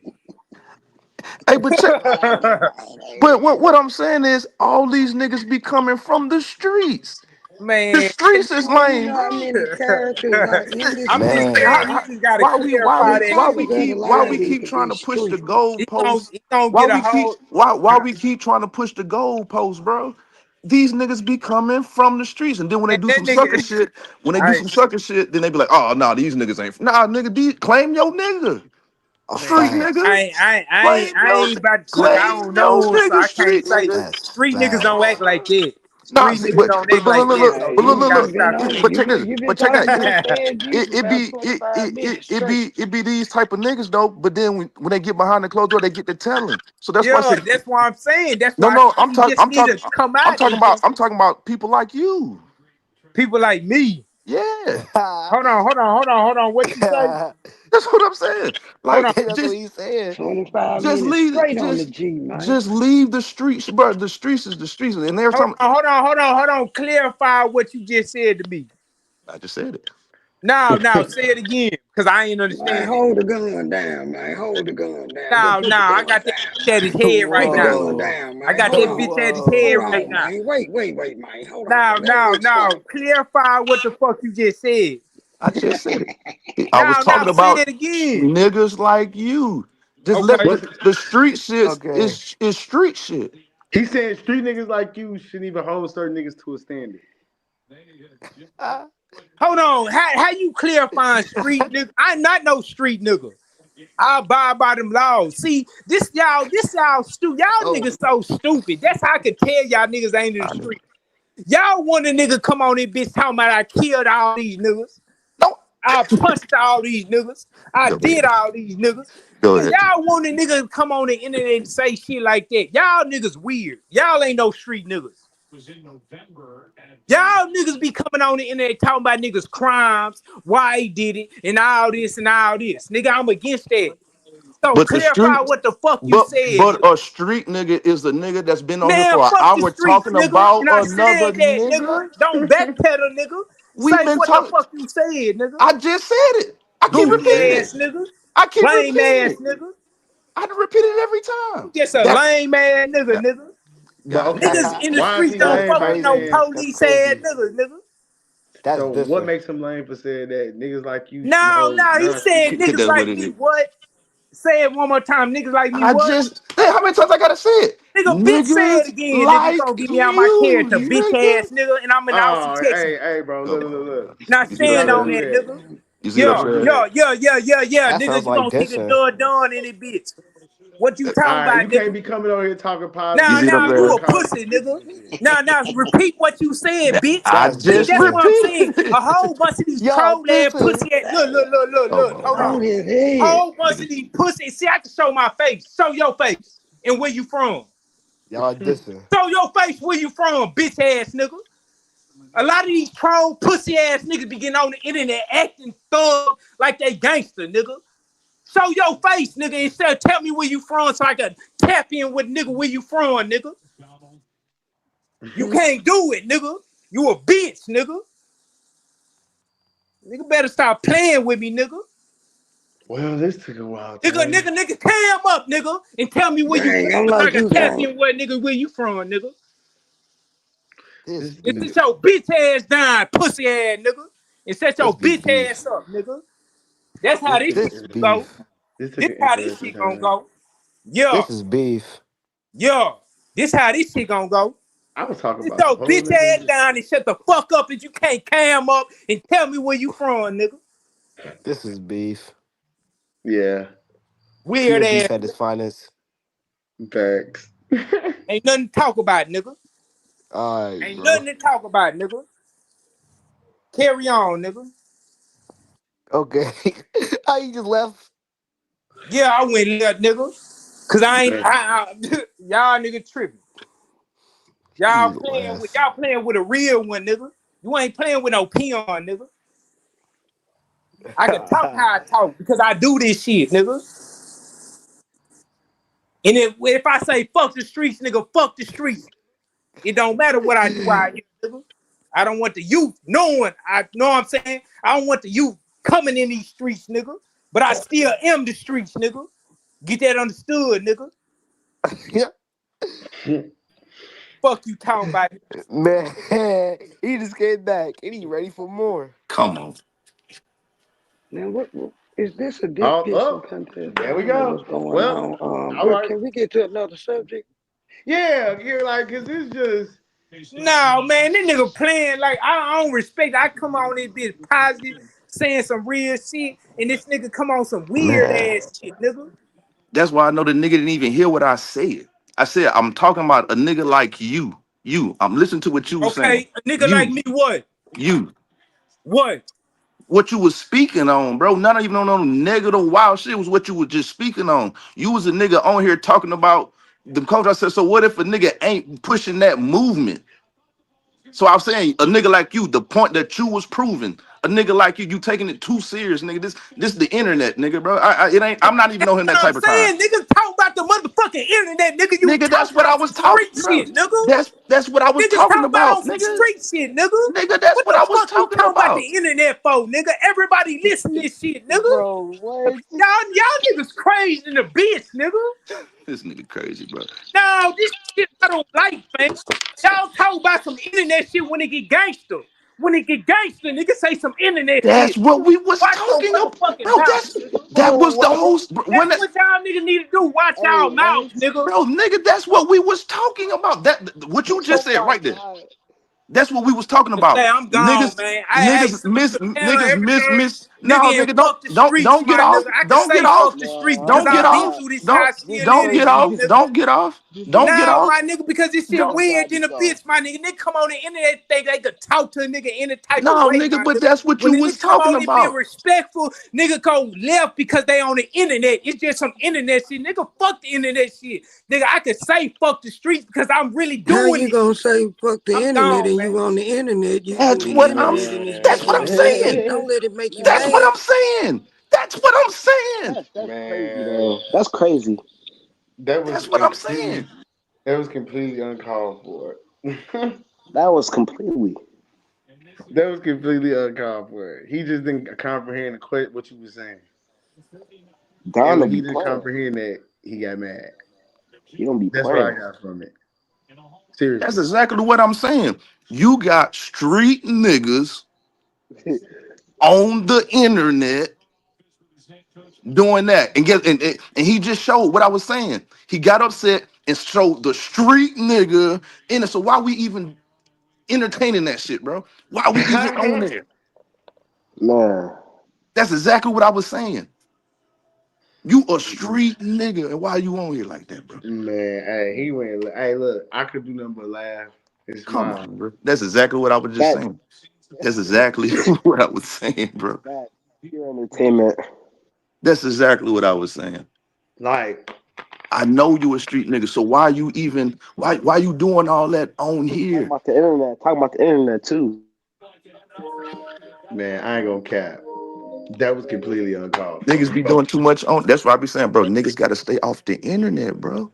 Bro, I tell you all the time, I love Meek Mill, but Meek Mill has a horrible internet presence. You gotta stay off the internet. Certain niggas just gotta not be on the internet. And that nigga, bro, that nigga took everything because I said a nigga like you. That's what triggered him. I said a nigga like you. He didn't even hear nothing that I said. He just heard a nigga like you, and I'm agreeing to everything he's saying. But by you, man, I hate saying it like this. Sometimes nigga, did you just tell me to read a book? You get what I'm saying? Sometimes you challenging a nigga intelligence can make a nigga angry. You feel what I'm saying? That's the shit that was killing. I'm like, bro, he couldn't. I don't think I ain't got nothing against Dub Don, but y'all, I started to be like, y'all, but I had to realize like that ain't gonna do nothing but just make the nigga yell some more, bro, because he wasn't trying to comprehend. Like that's like a nigga saying somebody like you can't gang, and I'm gonna be like, oh, okay, what you mean? And you tell me like somebody like you, and you explain it to me, I'm gonna comprehend what you saying. I ain't gonna take it personal. I don't know, man. That was just completely uncalled for, bro. I don't know what the fuck At the end of the day, man, like I say with this shit, man, that's what I mean, though. That's what I be saying, though. Niggas can't communicate. Niggas can't talk to each other. Niggas can't even couldn't even have a conversation with you. You feel what I'm saying? Niggas can't even have a civil conversation. But check this though. It's all gangster when it was all. I'm gonna put this out here. I ain't even trying to check his gangster, but it's nigga get on the camera. But yeah, I turn the camera on. Not the camera on. So what? For you to get off? No, let's have a conversation. You wanted me to turn the camera on? It was on. Yeah. Hey, yo, Rester, they say you trying to play him, bro. Stop the cap. Say what? They said, nah. He said, they said you're nah, Retro. You tried to play him. Yeah, they said stop the cap. Bro, they feel how they want to feel. Honestly. Do you feel like you tried to play in retro? Like me personally. But I told you how I feel. And this is the difference. I know this the internet, bro. I know how I just try to come off. I just told the nigga how I try to come off. The comments is the comments, bro. Man, look. That's why I turned the camera on so he don't think it's a nigga trolling. Nigga, I ain't trolling. I'm telling you how I feel. I'm not a nigga. But you know, like I just said, bro, a nigga's worst thing be, bro. Like I tell niggas all the time, a nigga know what a nigga knows, bro. People gonna be what they gonna be. Hey, somebody in the comments said Don tried to get clarification and you cammed up Greasy and oh man, what my nigga Retro do to you, Frequent? God damn, Retro, let me find out you do bad down on the internet. Niggas hate you, god damn. Hey, Retro, what you do to them? Retro, what you do, man? Hey, keep it. What you do, Retro? Keep it real. Damn, Troy, what you do, my boy? And y'all don't know, bro. This one of my homies, bro. So I'm trying. This my nigga. Like this my nigga. This my homie. Like this my man. I ain't did nothing to keep it real. And it's all love. If the nigga to sit back and just listen to the situation, nigga wanna on no shit like that was all love. Man, nigga just heard the nigga say, goddamn, niggas like you. He got so offensive though, like dang. Bro, like what you mean, niggas like bro? I mean, I ain't gonna cap, bro. That shit low key heartbreaking because what I say all the time, Retro, I say this shit all the time, and I mean this shit. Boy, niggas can't communicate for shit, boy. Nah, for shit. They really can't. I say all the time, bro, niggas can't. I say, bro, some of my greatest incidents that I could have been solved could have came from just having a conversation with a nigga. And just because niggas can't talk to each other, shit never get resolved, bro. Because niggas can't have conversations like, bro. But now I'm wanting to hear it. I'm gonna tap in. I'm gonna tap in with them though. Like, you already know, bro. You know what type of nigga I am, bro. Niggas in the comments, that shit funny. We can get y'all back to a conversation, bro. Yeah, you know what type of nigga. You know what type of nigga I am, bro. I don't be caring about no comments. I'm a real. They all over you. They trying to make you. They trying to hate you, boy. Bro, it's the internet. I'm gonna say this. You right the internet. That's the internet. You right, but dang. I'm a real nigga in real life, bro. People gonna be what they gonna be. I tell niggas all the time, bro. If you take the internet, hey. They just say they scared. There's jokes. I'm scared. Hold on. I'm trying to show on the stage. I promise you. I tell niggas all the time, bro. If you take the internet away from me tomorrow, nigga, I'm still gonna be the man.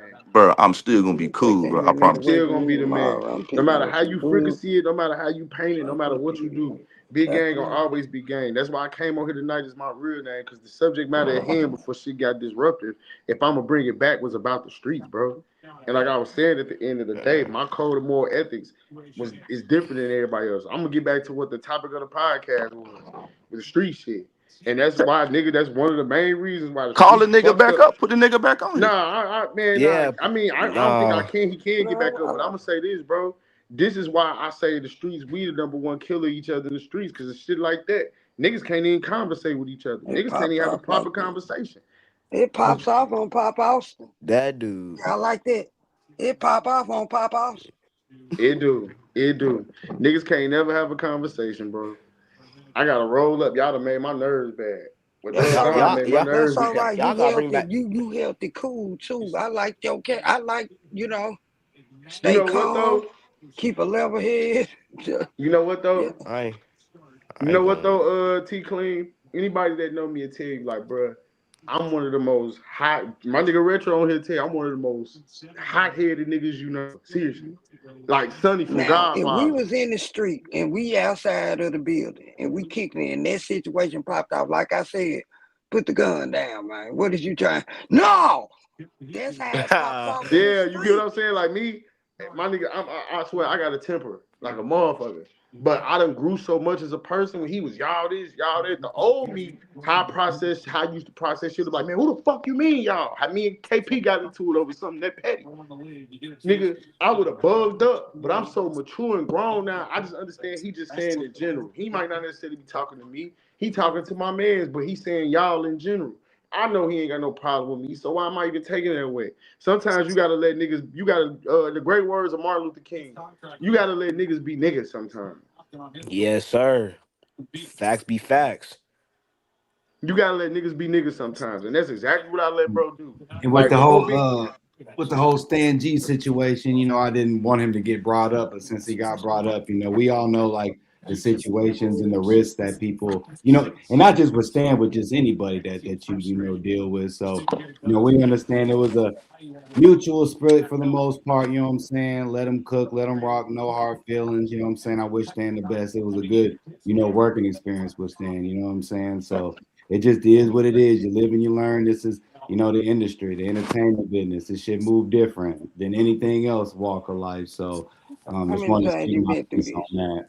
I'll just say this though, man. Crazy. And that's what I was saying. I can't speak on everybody else's situation with Jet and D. I can only speak on games and my relationship with Jet and D. And I say it all the time. I've said this before. I have a better relationship. I have a great relationship with Jet, but I have more of an owner-player relationship with D. That don't necessarily mean we don't get along. I ain't seen this nigga in 4-5 months, I don't think. But that don't mean we don't get along. I don't necessarily talk to him. I may see him and speak and what's up and chop it up, and he may go about his business. Me and Jet, we play 2K together. This my man's in them. But that's all based off the people. Me, and this is what Big Gang come in. I'm speaking on me.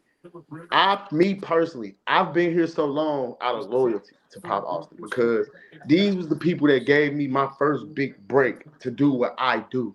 I don't go nowhere else to get a chance to do what I do or get the looks that I did get or have gotten or went viral or been viral or get the views I get without my loyalty. So my loyalty pays off for me in my eyes. So I don't look at it like I don't look at it no different. I never looked at it like, man, this was about the dollar amount. I really see the long-term game. Niggas leaving, niggas doing this, niggas doing that. You might look up next year, 2026, Spotify. Now we sell a percentage to Pop Austin to Spotify. Now we millionaires. Now we syndicated podcast. We sell some of Pop Austin to Netflix. Netflix go ahead and put us on there because you know they doing podcasts in 2026. Niggas don't stick around long enough for the breakthrough. I done seen the highs and the lows with them. I don't take none of this shit for granted. But that's my loyalty and how I'm based in my moral code of ethics. I'm a firm believer is you leave with who you came to the dance with. I believe in that. I live off that. You leave with who you came to the dance with, bro. So if this like that's me. That's gonna always be me. That's the street. That's the street moral code that I have to why I can't say fuck the streets. And you see how I put that together? Yeah. You know what I'm saying? That's my code of moral ethics to why I can't say fuck the streets because shit like that keeps me being authentic. I ain't never looked at, man, bro, it'll been times, nigga, when I ain't never looked at these niggas like, oh, I posted, man, we know what every payday is. They done told us before. I ain't never looked at them like, shit, where my money at? Because guess what? When I done needed money to put on my lights, I done needed money for gas or little random shit, man, Jet done came through when I wasn't doing so great. D done came through when I was doing so great. I ain't never looked at like, oh, with the big bag, I need 500 a month. I need this, I need that because I'm here for off the loyalty. Hey, hold on, Dove Don. I'm gonna let you. Hey, real quick, Dove Don hit backstage. Just let y'all know. So I'm gonna let him hit the panel again. Yeah, put him back up. Like I said, I ain't had no problem with him. Like I know. Yeah. I'm just saying. Yeah, like, I ain't got no problem. Like that's why I just was quiet because I knew, like I said, the old me would have been like y'all, but I understood. And look, I'm gonna show you how this. Look. You know why I fuck with Pop Austin because they got that brand. They got that. Now, right now, I got the flow. You been talking all this goddamn time. So at the same time, I'm gonna show you how really Austin rock. Know what I'm saying? It's like I know what I'm saying. I don't give a fuck who leave Pop Austin. When they leave, I'ma step in, and then when they get somebody else, I'ma know what I'm saying, slide back. He got that Austin brand on that bitch.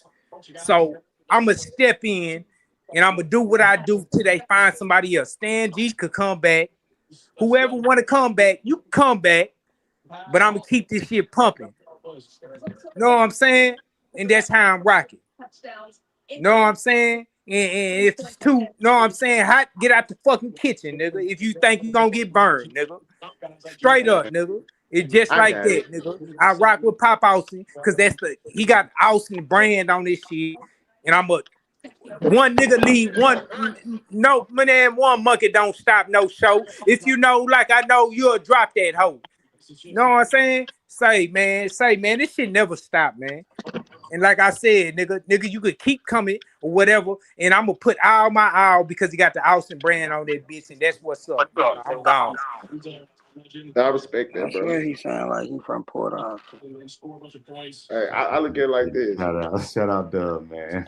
Shout out, Dub. Go ahead, my bad. Y'all could. Me personally, Big Gang personally, I'm gonna always get my 20, 10, and 10. You feel me? I'm always get my 20, 10, and 10. I'm always put up my numbers. I'm always do me. That's what made me the longest tenured here, besides Chris. in 40. That's why. Cause I'm gonna keep doing me. I do other shit outside of this. I got other interests, but at the end of the day, bro, this is where my heart is at. So this is what I do consistently. So I'm not worried about nobody coming in and doing anything.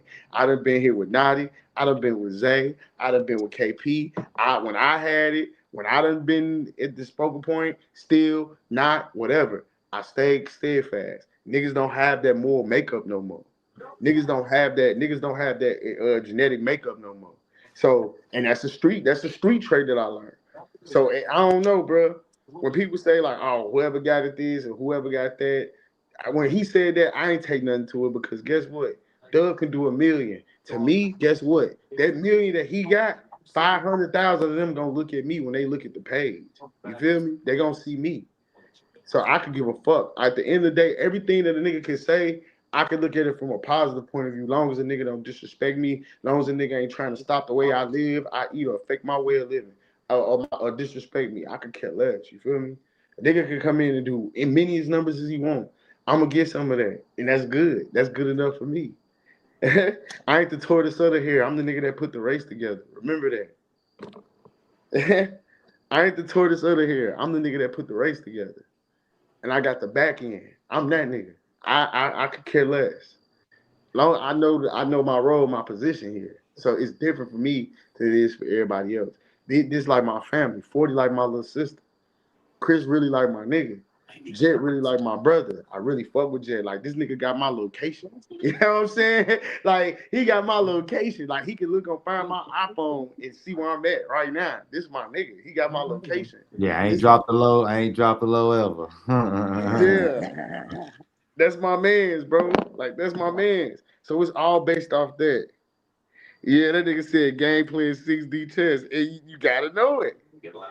You gotta see. Nigga said in the comments, game playing 6D chess. Exactly, bro. I don't never look at shit like a threat or a challenge, man. I done read the 48 Laws of Power. I done read Machiavelli about the Prince. So I see shit different than most niggas. I'm a culture street nigga, so I get it. Like I ain't tripping on like a nigga saying, oh, I'm gonna do this, I'm gonna do that. Because when Nadi did his numbers, I benefited from that. When Zay was doing his numbers, I benefited from that. When whoever that's in the seat or whatever they got going on, I benefit from it. My lane, I do street content, I do street lore, I talk about hip hop topics and other shit. And guess what? I do good interviews with the rappers. That's me. I do interviews with rappers of substance. That's my lane. I don't want to be the personality. I'm not made. Man, let me say this. And then we can go to the next subject and we can wrap it up, whatever. Is that Stan G the comments? Big Gang can never be the nigga that's gonna have the super wild out moment. I think I had one moment with KP. Other than that, I'm not old man. I'm not that nigga. I'm not none of that. I don't got no catchphrases. I don't got none of that. It's straight up, you gonna get buckets from me. 20, 10, and 10. Period. Like that's it. I'm not here to be pretty. I'm not here to do none of that.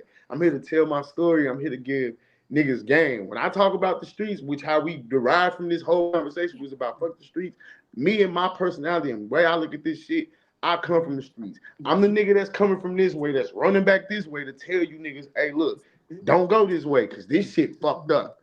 It ain't fuck the streets, but it's fuck what's going on in them bitches. And it's horrible over there. And if you go over there, you gonna lose a lot. And that come with jail, institutions, and death, and you might not see your kids grow up, bro.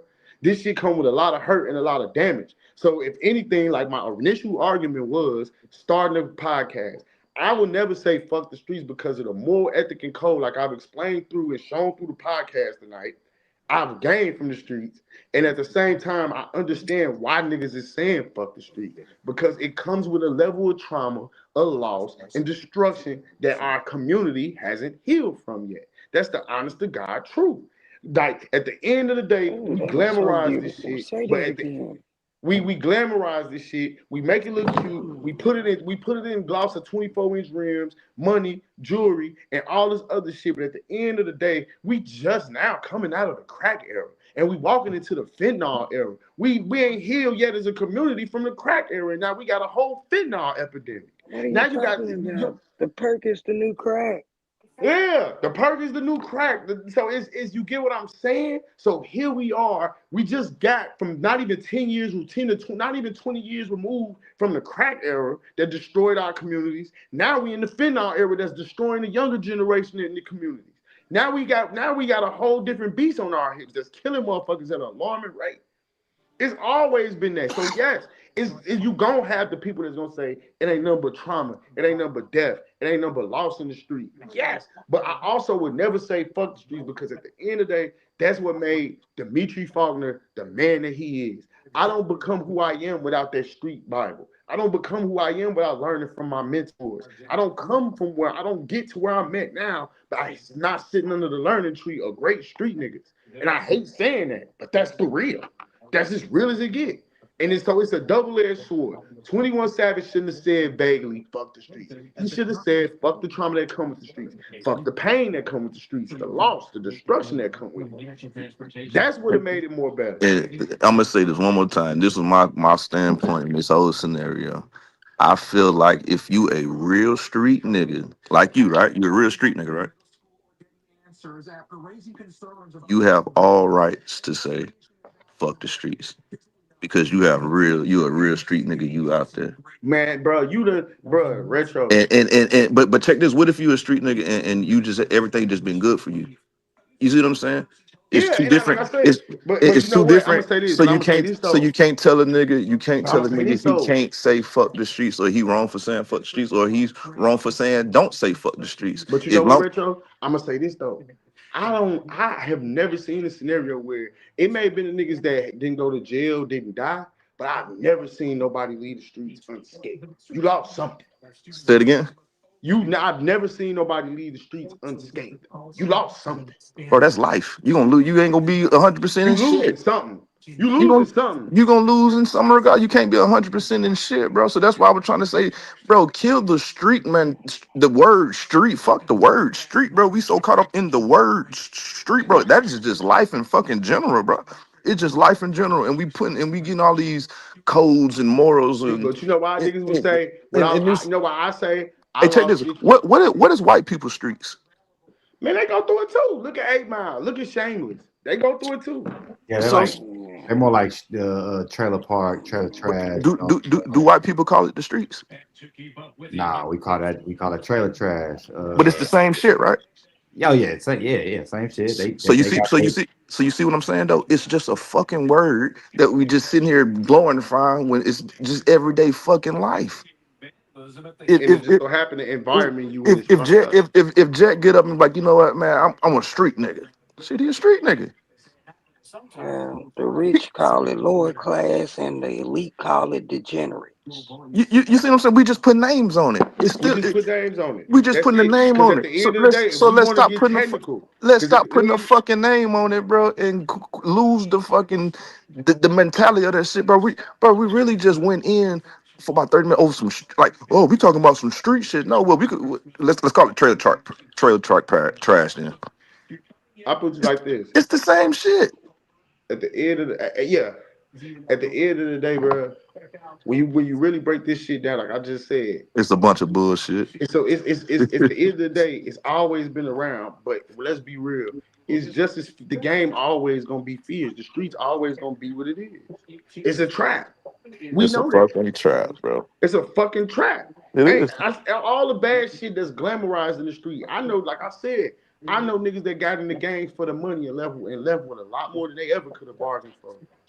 And some of the smartest niggas that I know that hustled that was in the feds for 20 and 30 years, them niggas will tell you like, bro, I was going to school. And it just so happened I knew the smartest, I knew the coolest hustlers in the hood. And I was a straight A student. I knew how to do this and knew how to do that. And I got to selling crack. And I got to doing this and doing that. I was locked up with a nigga from the Supreme team. Real talk. His last name Jimenez. You hear on the documentary. If you know, you know. Light skinned nigga. He was locked up with the Supreme team, bro. And the nigga, he was one of the smartest niggas in Queens, bro. He was a school nigga, bro. And he ended up hustling with the Supreme team, and they gave that nigga 30 years. Shannon Jimenez. He got locked up. You can look him up, nigga. I was in the feds with that nigga. That nigga, he got locked up, and he was a school nigga. Never caught a body. Never did no extracurricular shit up until this point of meeting these niggas. And he was a teenager in school, straight A student, business and marketing type shit. So it don't matter who really got what type of bad rap on their name. In the streets, is really who know how to do what. Are you good at what you do? Scamming. Every scammer ain't caught a body and a killer. I'm Dominique Blair reporting in your neighborhood of Florida. And this exact setup is why one hoping that is pushing for the city of Florida to make some changes. That's my honest opinion. It ain't never been just always been everybody the hardest out here. Everybody the most gangsters. Like I said, bro, when Dub was going off, I could have easily been like, what you mean, y'all? But it wasn't even about that at that moment. It was like, okay, get off, bro. Get off, bro. If this was gonna make you feel good, get it off your chest. But I knew exactly what you was asking that man. It's like at the end of the day, you know, I guess it depends on what you believe in. But all this street stuff, like to Retro's point, all this street stuff, even all this. At the end of the day, there's an afterlife, and that street stuff you don't even gonna remember no more. Gunna is the perfect example. Gunna is the perfect example of fuck the streets, bro. He ain't said not one word about it. He ain't said not one word about the situation since it happened. He ain't said not one read. He ain't reached out. He ain't doing none of that because I gotta explain to y'all why. You get what I'm saying? He's a perfect example if you want to get technical, and I don't like him. He's a perfect example because he learned. He learned. He learned. That's what he should have been on from the beginning. We've been treated to identifying indefinitely with foolishness because that's all we know in our community. That's all we see. See, that's what, man. Who said that?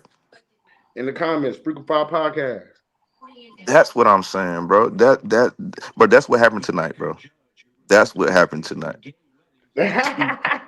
You think? That's what the fuck happened tonight. Yeah. We like bro, it's become a norm, bro. I'm so used to niggas doing that shit. Bro, I done seen Dottie do it. I done seen so many niggas do it. It's like, okay, bro. I done seen so many niggas do this shit and have their moments, meltdowns, act out, whatever. I done been capable of it. It'd be like, okay, bro.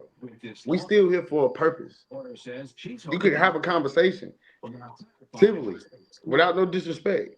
All that bitch ass nigga this, bitch ass nigga that. Niggas be want to call niggas names and get disrespectful when they don't understand. They'll be like, you a cold hoe. Yeah, you a cold, like, damn. Yeah, like, your mama's like, a bee, this, that. If you're dead, here's my thing. I want to ask, that's what I was trying to ask him. And I want to ask him, like, bro, why the insults? Like, you could just ask him a question. You don't gotta insult this nigga manhood. You don't gotta try to insult this nigga manhood. I wasn't even like really getting like particular. I'm just saying in general. Like when I be hearing cats just online in general, they be like, "F your kids, F your dead granny." I be like, "Well, damn, bro." Why? Because they be knowing at least the dude on the a one-on-one. Sheesh. Bro, niggas don't know how to communicate, bro.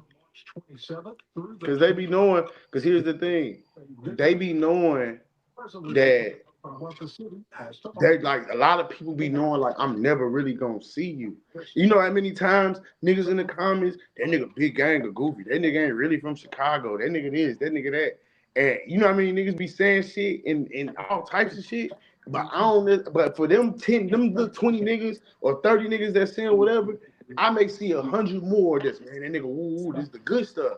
So you gotta put that shit on a Libra scale. You gotta outweight that shit. Some of that shit I never look at like, oh yeah, I need to answer these motherfuckers and the internet. You'll never, because I know, man, it's a high percentage, a 90 percentile. I'm never gonna see some of y'all in real life. Sweet onion chicken teriyaki. I'm never gonna see some of y'all. The only thing you can use on me is a computer screen. You got to get like, yeah, that's me, frequent. You got to get 2 feet from the crash out and then stop and laugh about it. That's me. That's why I was over there with the calmest, coolest look on my face when niggas was like, y'all commend me for keeping my cool and all that, because I know how to like sit back and laugh at that shit, but sit back and be like, oh damn, fam going off. Because bro, when you come from a certain cloth, you know how to let people do them. Like I know how to let a motherfucker do them. Like just do you. Like shit, okay, if that's how you feel, that's how you feel. And we live in a society where niggas don't even know how to take words no more. I know how to take words from a nigga. Like you, as long as you ain't putting your hands on me and you ain't verbally in my face, calling, you can say what you want to on this internet. What I'm gonna do? Break my phone? Man, what? Break my phone. What I'm gonna do? Think about it. What am I really gonna do? I'm gonna break my screen. I'm gonna break my phone. What am I gonna do? I'm gonna choke the screen. I can't choke the screen. So what can I get mad about? What I'm gonna get upset for? This month's Students' Choice You gotta know when to hold them and fold them. Your teacher at EBCU. That's my honest opinion.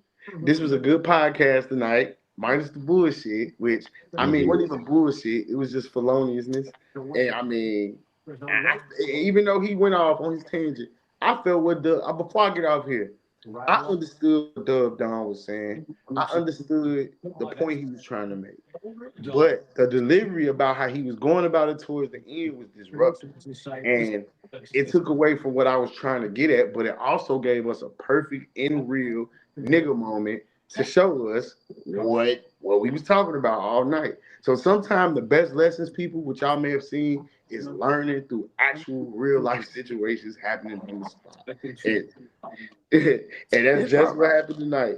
So it was good tapping in, talking with y'all. We was talking about street and some street stuff happened. Yeah, exactly. There you go. It I happened on had the one internet. question. I still want to ask my question. Ask. I've been waiting so long and patient. Okay, ask away. Let's close it out. No. I ain't got no time. Ask. What if you took street out of rap? What would you have? Rap? Just rap, flexing. Wouldn't be no killing. Wouldn't be no drug dealing. It'd be what it was in the beginning. It'd be Rapper's Delight. It'd be Sugar Hill. A hip hop, a hippie to the hippie. It'd be Rakim. Niggas rapping about life and earth. Bunch of J. Cole. Mm-hmm. Backpack rappers. A bunch of Wale's, because that's all we would have. The bare minimum substance of life, because wouldn't be no street shit. There was no, and when you say there's no street shit, we got to take out narcotics. We got to take all types of shit out the picture. What would you really have? So it would be nothing much but a bunch of actually spiritually healed, non-PTSD having ass niggas putting out a positive message. It moves so much faster. That makes sense? You don't have to take things out of your bag, your metal detector, and no, don't make it. Okay. It make half sense, half of it. Okay. Okay. What would if it was no streets? Look at what the beginning of hip hop was. Where it started off with Sugar Hill, Rapper's Delight. If you listen to the song, they was just there wasn't no gun toting and none of that. They was just flexing. I got a car, brand new car with a stereo. They were rapping about the lavish lifestyle that they wanted. Now, if you take the street element out of hip hop that comes with it, the hoeing, the tricking, all that, the guns, the drugs, the violence, all that, the sex, the money, the murder, you take it out. You would have a bunch of Wale's, people that rap about emotional stuff in life and in relationships. You would have a bunch of J. Cole's, the working man rapper. You would have a bunch of J Electronicas and a bunch of Rakims around, because you wouldn't have an element. It wouldn't be no gangs. Wouldn't be no Kendrick Lamar's, Lupe. Wouldn't be no gang. That's what I'm saying. T Clean. Wouldn't be no gangs. So wouldn't be no cripping and blooding, because they came from a street element. It would be normal niggas. It would be niggas rapping about what college they went to. Niggas would be rapping, did you go to motherfucking Booker T. Washington or did you go to motherfucking Yale, nigga? Niggas wouldn't be rapping about, it wouldn't be no element to it. It would just be the purest form of the black experience in America. That's what it would be. What it is, I tell people all the time, the black experience in America really supposed to look like the fucking Cosby Show. And that's what the black experience in America looks like, without the bullshit. with a healthy mom and dad that are both working class, and they lived in a 2-flat brownstone in the middle of fucking Brooklyn. You get what I'm saying? That's like, you gotta really look at the core values of shit. So if you take the element of the streets out of just the daily life, we would have a bunch of normal, non-PTSD having niggas. You was finna say something, Pop? No, I was just agreeing with him. I was just saying, you'd have like he said, the Lupe fiascos, like because it would be kids. It would be a bunch of Lamar, you know what I'm saying? There's nobody on the corner gambling. There's nobody in front of the stores. Everybody would be at the park. Niggas will be skating. People will be bike riding. It'll be a bunch of rappers like the Cool Kids. It would be niggas rapping about black. It'll be niggas talking about black mags and dinos. It'll be a bunch of Ludacris's. Niggas not talking about street shit, just fucking with women and just living and having fun. Ludacris wasn't a gangster rapper. You would have it's examples of that. You would have a bunch of Biz Marquis. You'd have a bunch of Slick Ricks. It wouldn't be no gangster element to the game. It wouldn't be no motherfucking Schoolie D. Wouldn't be no Ice-T. Ice-T is a direct derivative of the game. He wouldn't be no NWA, because wouldn't be no reason to say fuck the police. We ain't street niggas, because ain't no streets. Ain't nobody got to run and hop no fences, because ain't no drugs to sell. Ain't no guns to hide. You get what I'm saying? Yeah, you explained it 3 different ways, gang, and you can keep explaining it, but you are only still 50% right. As I said before, you're half right. So you got to make me see the other half. Let's go. Can I begin? May I begin, fellas? Go. All right. If you took street out of rap, you wouldn't have rap. Period.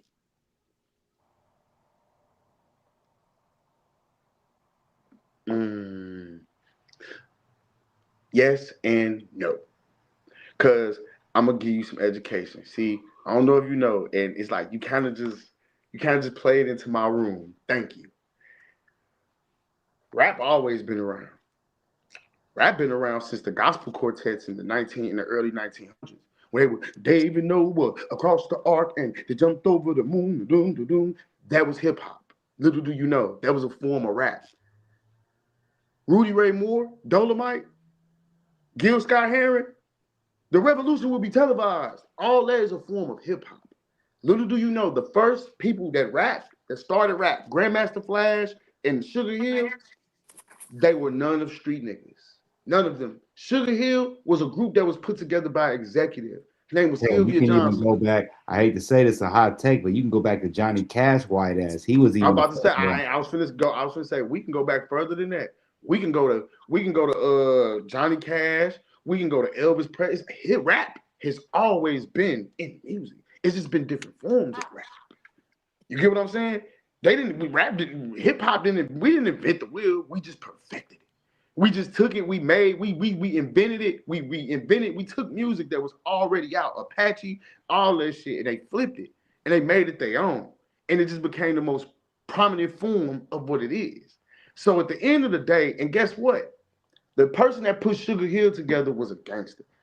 He was a gangster. He got the how they cut the record, Sugar Hill Records, they got the money from the mafia.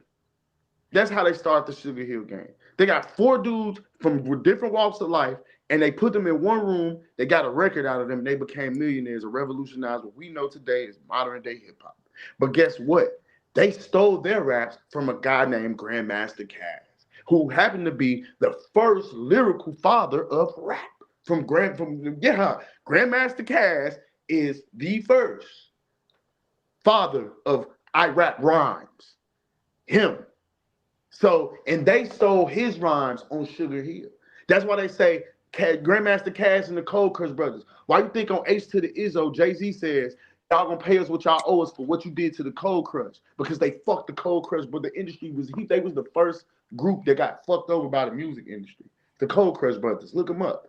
So rap always came from some form of element of music, not necessarily the streets. Rap would have been here. Because the niggas that were Sugar Hill, Grandmaster Hank, all them niggas, and Busy B, none of them niggas street niggas. None of them. None of them was street niggas. And the niggas that was rapping back then, they was dressing like girls. They was dressing like Shalimar. They was dressing like Prince. Run DMC, the one who brought the street element to hip hop with the Nike tracksuits, the fedoras, all that. That's when it became cool. Before then, niggas had uniforms in hip hop. Niggas would wear see-through motherfucking shirts, boots, sequins, all types of shit, and rap the hardest shit. And it would be like, okay, cool, we party, we do our cocaine, and we go home. As you got into the later 80s, now you seeing the attitude, the rappers with the jumpsuits, the big chains, the dookie rolls, because that was a direct vein from the streets. Now you're getting the street element. But hip-hop wasn't supposed to be what it was. It was a fad. It was a fad. That came from being in the punk rock genre. They come from being down in Harlem and being in the Lower East Side of Manhattan back in the late 70s. Grandmaster Flash chilling with Blondie and the white punk rock groups. Hip-hop always came from just regular music. It was never, the streets just came along and injected this vein into the game. That's it. And the streets is just the biggest influence. That's it. So you right to a degree, but it would have still been rap music. It just would have been another bullshit form that would have faded in and out. You get what I'm saying? You still half right. Cause guess what? I just explained it. If the modern niggas that started hip hop weren't street niggas, that lets you know everything you need to know. It was a woman that put them together. This on documentaries. This on Netflix. You go look up Hip Hop Revolution. The first episode they teach you. These niggas were not street niggas. It's on Netflix. It's called Hip Hop Revolution. The first 2 episodes, they explain to you how a woman and a man, her husband, found these dudes who could just do these melodies and these raps real good. And the Grandmaster Caz wrote the song and they ran with it. They wasn't street dudes. They wasn't coming out talking about shoot 'em up, bang, bang. Yeah. And I watched 5 other documentaries on how the drum became from the African base. But since we both are right, but basically we saying the same thing. You basically saying you don't agree, but you do agree. No. I never said disagree. I said half right. Yeah, but I mean, no rap, and there'll be another form of music. I didn't disagree. I did not. Did I disagree? Because not disagree. What I'm saying, because where else would it come from? I just told you, Gospel Quartet was rapping. I can show you a video where they know what's up and they're rapping, they're spitting, and it's 3 motherfuckers talking about gospel music. They're talking about gospel in the Bible, and they're rapping, and the shit is hard. And this is 1931. This is 1932. This is before the block, the dope game, the selling crack. Niggas wearing saggy pants and Timberlands was ever thought of. It was rap. Rudy Ray Moore, Dolomite was not a dope dealer. Dolomite, Rudy Ray Moore was way down in the jungle deep. The lion stepped on the signified monkey's feet. That's rap. Yeah, he shot the movies in the street. That's rap. That was rap. That was rap. Little do you know, that was That was rap. Guess what? The nigga that you hear now, Bruiser Wolf from Detroit, that rap with Danny Brown, he Kevin Durant's favorite rapper. I suggest y'all go look him up. His name is Bruiser Wolf. He don't rap like a conventional rapper at all. He basically do spoken word. But if you listen to this nigga music, you're gonna be like, damn, he hard. Swear to God, his name is Bruiser Wolf. You can get out here, y'all. I swear to God, we come back. Y'all can be out, man, nigga, gang line. Y'all can DM me, inbox me, call me, whatever. You can YouTube me. His name Bruiser Wolf. He from Detroit. He a Detroit nigga. He straight from Detroit, street nigga, known. And he don't do it nothing like conventional rap. Beats conventional, but he raps spoken word. Spoken word has always been the foundation of hip hop. And spoken word come from the African Asante tribes. This has been around forever. So rap has always been in the interwoven just of society and African American culture. It's deeper than the streets. It's been rap forever. When the slaves in Louisiana, which you happen to know, Louisiana was the most lax slave state because of the French rule down there. So the black people had more freedom. And with them having more freedom, guess what? They was able to congregate, do songs, write songs together, fellowship, celebrate, do things with each other. And they would rap. They would sing songs of praise and freedom. And guess what they would be? Raps. Rap has always been around. It has never been about the streets. The streets just was injected in the veins later on. That's all it is. That's all it is, bro. Any last words for the people before we wrap this thing up? It was a crazy stream. Yeah, it was, man. All I'm saying is this. Somebody, okay, I see what you got immediate said. All I'm saying is this. Rap has always been around. The streets just injected the strongest vein into it to answer that question. And needs to say before I go, I just say to y'all, Big Gang never say fuck the streets. I love the streets. But I also understand why these young men are saying fuck the streets. Because death, despair, and destruction does come with the streets. This has been a good live, informative live. It's been real and peace.